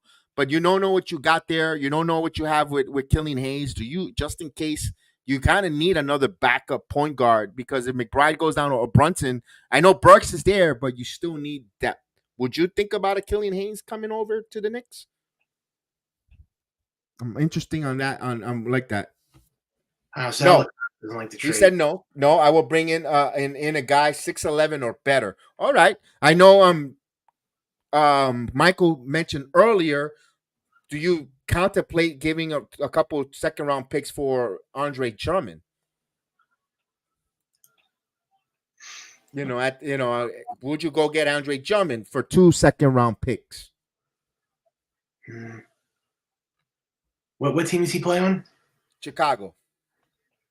Yeah, I do it. You know who I really wanted? I wanted DeRozan, but the Bulls said they're not trading him. That's who I wanted. The Knicks did that. He would have been the perfect replacement for Randall right now. DeRozan. Okay, he says no either to Andre Drummond. No, that's fine. We saw Kelly Olynyk went over to Toronto. There, I don't. Is there a guy out there that will fit at 6'11" for the Knicks here? Who could shoot the ball? I don't see him out there yet. I Yeah. mean, we haven't seen the buyout candidates either. I want to call Anthony Towns. I know the way you feel about that move. Nah, it's not. I know. Okay, here we go. Buyout like Bisback Biamo. All right. Okay, I like to talk to Knicks 100 because he gives me a name, Oh yeah, I know. and that's why yes.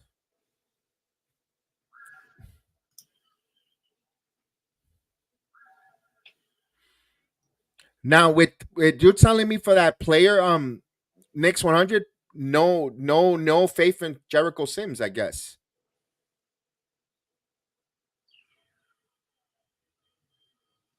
And we're down to the nitty gritty, Kevin.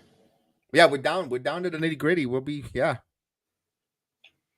Might as well just stay on until 3, and then I'm gonna. Yeah, I mean, that's right. You know what? Might as well, right? Just we already, yeah. Might as well finish the story, Cody.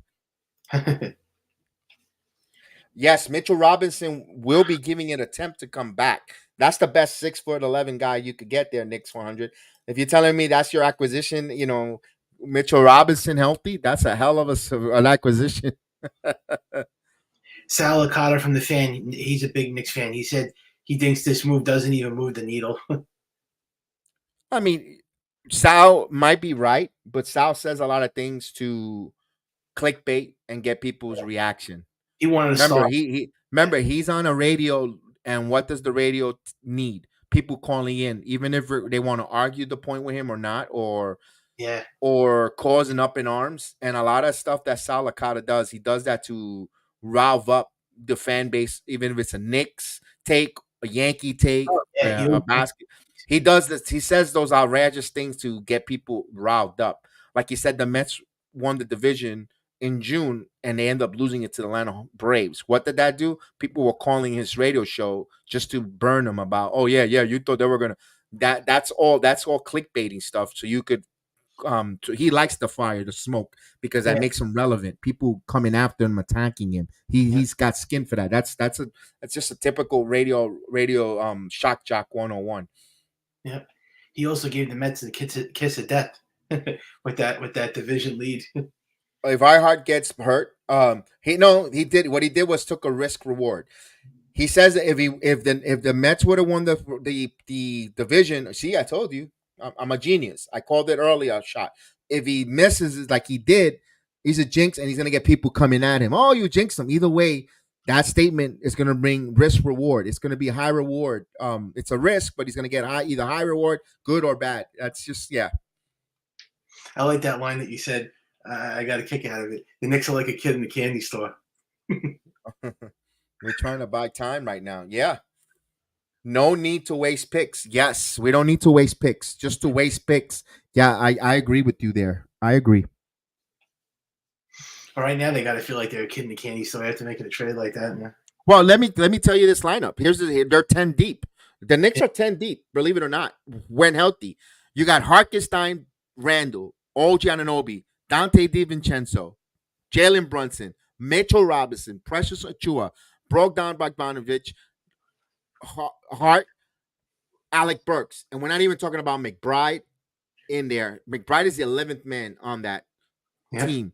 Barring healthy, 11 deep of really good rotational players that plays. You could play night in, night out.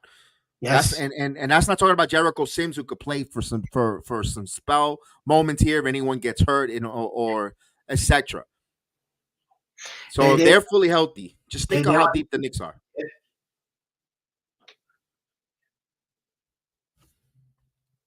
And they're better defensively now, and they're that was like and the bench is better. So that really, I just think they're one piece away. They improved. Believe it or not, they improved. Regardless of the fact they improved.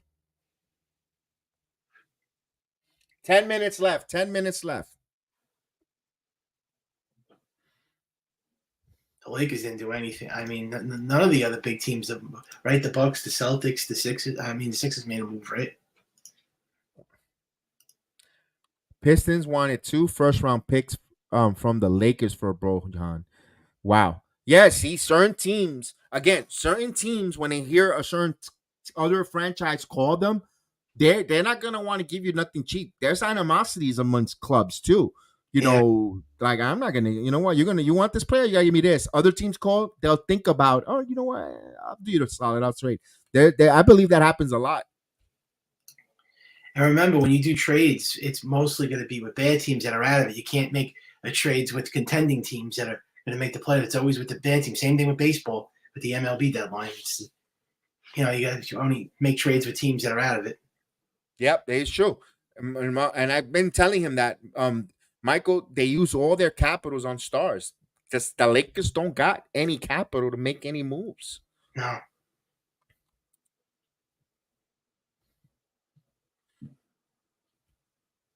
Why did LeBron James and Anthony Davis play against the Knicks and now they're injured?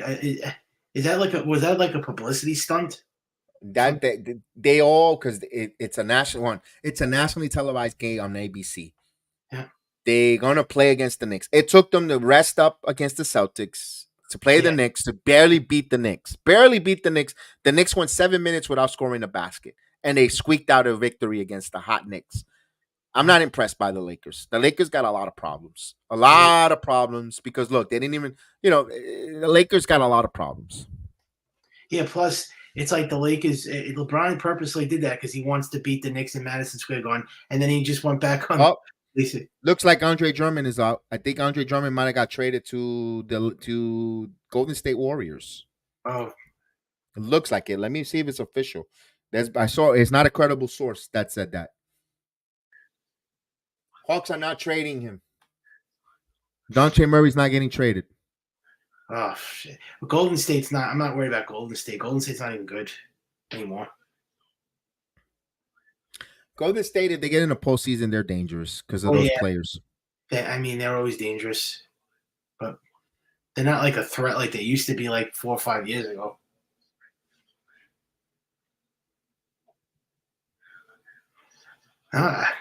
He's not getting traded. It looks like this is it. Under 8 minutes. Bruce Brown is a name. Bruce Brown is another one. See, teams are going to scramble to try to get a Bruce Brown. Okay, here we go. The Milwaukee Bucks are trading Robin Lopez to the Sacramento Kings. And it looks like he's going to, they're sending cash in the deal. So this is a cap relief for the Milwaukee Bucks. And it looks like the Sacramento Kings will be waiving Brook Lopez. So he will be a free agent. Robin Lopez, not Brook. Robin Lopez. So Robin Lopez will have a chance to go to any team he'll like, unless not the Bucks though, because he's been waived. That was a cap relief move by the Bucks. Not a big move from the Bucks. Oh, we got another move. The Pacers are sending the Spurs a future second-round pick for Doug McDermott. So the Pacers are getting even. So they got rid of the Beaver, Buddy Hield, and now they got Doug McDermott into the Pacers organization. They get another shooter who I think is more better than Buddy Hield on the defensive end. McDermott goes to the Pacers, increase their defense with the shooting prowess. That was a nice move for Indiana, making that it kind of, you could say it was a lateral move, but I like the move for the Indiana Pacers, in my opinion, for Doug McDermott for a future second round pick. Not bad.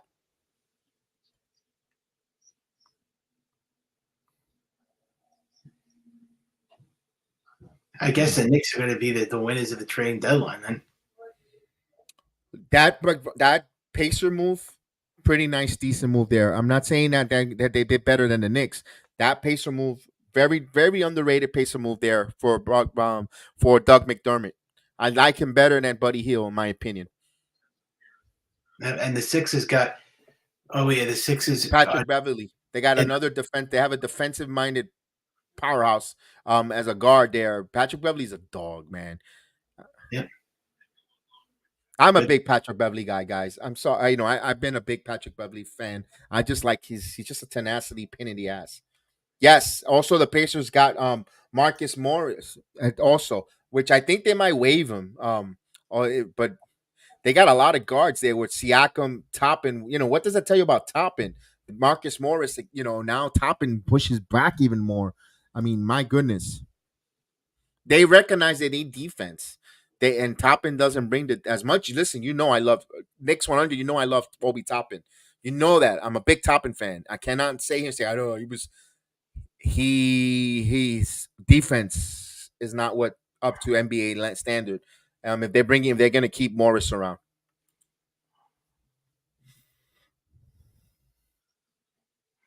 All right, we got a couple minutes, 6 minutes before it's officially done. Mm-hmm. Yeah, Pacers are big like Orlando. That's right. That's why I'm hoping they knock each other out in the postseason. They land each other in postseason bracket where they are on that side, and they have to beat each other up, personally. But we have a lot of basketball to worry about that. We can't worry about that now here on on February 8th. There's a lot of basketball left, jocking up positioning up and down playoff matchup and seedings.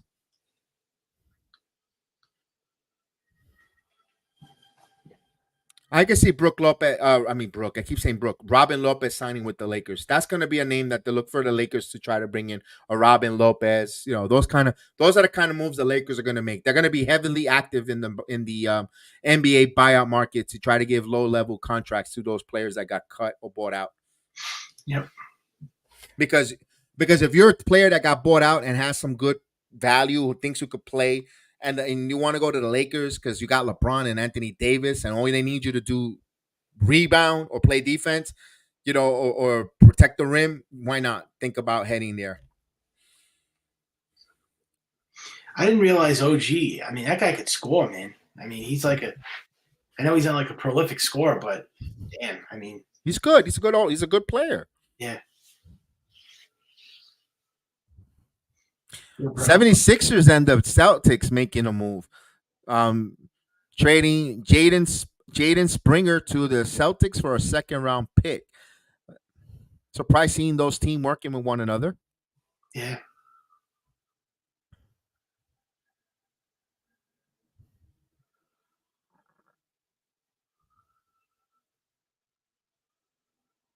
Let's see here. Something's going on with Spencer Dinwiddie. To avoid a $1.5 million upcoming contract bonus for games played, the Toronto Raptors are waiving Spencer Dinwiddie. So Spencer Dinwiddie is going to enter the buyout market.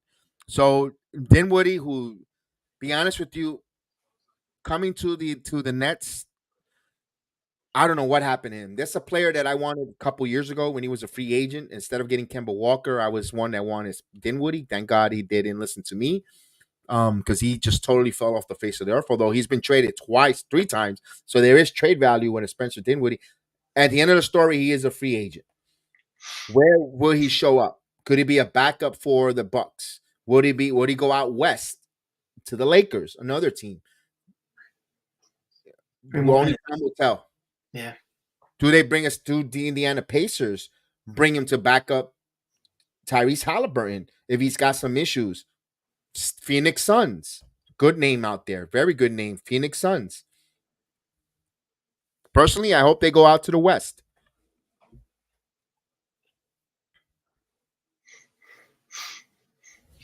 Two minutes away from now. Yeah, and that's it. All the trades would have been done. I think.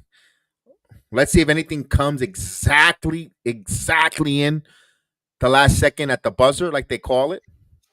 This Knicks 100 guy, he thinks the Pacers won the deadline. All right, Knicks 100 is very smart guy. If he thinks the Pacers won, he thinks that the Knicks cannot beat the Pacers or the Magic because of the size, and he might be right. But Knicks 100. Remember, the Cavaliers last year had bigger size than us. They were taller, they were bigger, and we saw how the playoff series went. The Magic are not even a playoff team, though. Yeah, they're gonna make the postseason. They're good. They're pretty good. They're at the 500, or a couple games above 500. They're a pretty good team. He thinks that the Pacers or the Magic are gonna beat the Knicks. If how's that? I kind of. But the Magics aren't experienced either, Cavs. Knicks. I'm gonna give you that one. The Magics could say on the same position as the Cavaliers. Maybe not. The only edge I'm gonna give the Pacers because of Jim Carrey. Being the manager, Carlisle, coaching that team. That's the only difference I'm gonna give the Pacers. I wanted to tell him something. I was gonna say Knicks 100. People are saying that the Knicks are a title contender and they could beat the Sixers and the Bucks. But he's making but the matchup. He's right. That matchup is a fits for the Knicks. I'm agreeing with him. I'm agreeing with him. They're saying that they could beat the Celtics for crying out. How are they gonna? If they could beat the Celtics, can't they beat the Magic or the Pacers? Huh?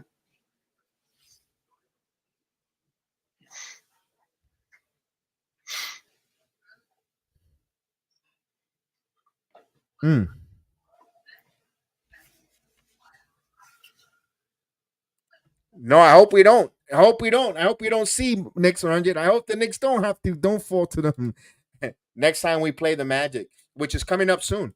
I did not buy tickets again. I'm not gonna go to the game. The Knicks will be in my city soon. I mean, Well, the trading Magic. deadline is over. I don't even know if they have any talent. The Magic. That's 3 o'clock now. Well, the trading deadline has come and gone, and Murray did not move. Bruce Brown did not move. I don't know. There wasn't really an active trading deadline. It was just the Knicks. I thought it for the Knicks it was. The Knicks it was because we complained for so long. We had the drop of Leon Rose asleep on the couch, not doing nothing, and then teams are getting better and moving. Pacers was beating us in the 7 quarters, and they sat Halliburton. These are bad matchups for us.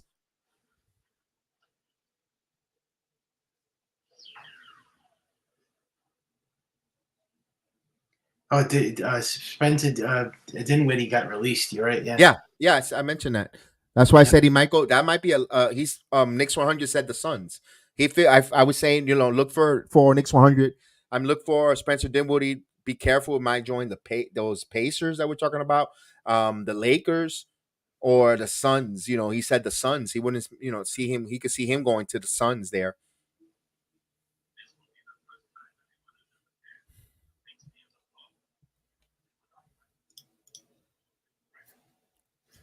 Yeah, I'm gonna probably get off in like a minute. Yeah. Yeah, we're gonna say goodbye in a second, Mike, because I have my wife has dinner ready and. Yeah, I'm gonna eat something. Yeah, and then we got to come back in a couple hours to do a Knicks watch along. Yeah, I'll be on the watch along thing. Mm-hmm. So, final thoughts here. Let's give our final thoughts before we say goodbye and come back in a couple hours. I like what the Knicks did. At first, I had to be talked a little bit off the ledge, to losing our youth. But when you look at it, now that we talked about this self therapy, whatever the case is, our core is still young. Randall, 27, Brunson under 25, 25, I believe. Hart, DiVincenzo, young. Mitchell Robinson, young. If Harkenstein resigns or not, he's still a young player. Anunoby's still young. The core, the main starters are young team that you could build for the next 5 years with them. If they say perfect world, you could keep all of them. They're young. Your bench should be some veterans mixed with some young guys who need some rotation, like McBride, Burks with that veteran leadership there. Achua, another young player that could come off the bench and all that. So the way the Knicks are, and the way Chris said earlier from Queens Court, the Knicks are stacked. They got depth. They're okay. If I'm gonna go with this team into a postseason, I'm all right with it. Do we match up bad against the Pacers? You could say. Do we match up bad against the Magics? You could say. But if we are on top of our game, we got guys who could score from all around the court, rebound, defend, and that's what makes a championship team. We got to see who steps up their game to take it to the team to another level. Mike, your thoughts before we say goodbye? I like the trading deadline moves. I think they were solid pickups, and I think the Knicks are a piece away from being a championship contender. I think they just need to make one more move, whenever that's going to come. I guess next offseason. And I like the trade. I thought maybe they could have used one more piece, but for I guess for what it is, I just hope they get healthy now. They just need their guys back, and I think they'll be on their way. They still make a deep run in the playoffs. And there's a move that just happened right now. Warriors are trading Corey Joseph to the Pacers. So Corey Joseph, Richie Diacono has been waived by the Knicks, but the Knicks cannot resign Richie Diacono back because he's his own player. You cannot bring your own waived player back to the court, back to the team. So yes. All right. So we'll have a special when we find out the players are gonna be on the buyout market, and we'll go from there. But other than that, thank you for joining us this afternoon. We appreciate it, Mr. Johnny Davis. Thank you for the super chat. Really appreciate it. Many blessings to you. May you receive that 100 times full. And thank you for the contribution, as well as BX Chris from the Queen's Court joining us earlier. Mission and Chef Dan, all of you guys in the chat on all the different platforms. come back for the watch along. We'll see if Brunson's ankle is ready to go. We'll find out what the starting lineups are, if the Knicks could continue taking advantage of their home cooking. From us to you, we thank you guys. May the sports be with you, and may the Knicks be with you. I'm BS Sport Jedi and the Caputo saying, see you later. Peace out.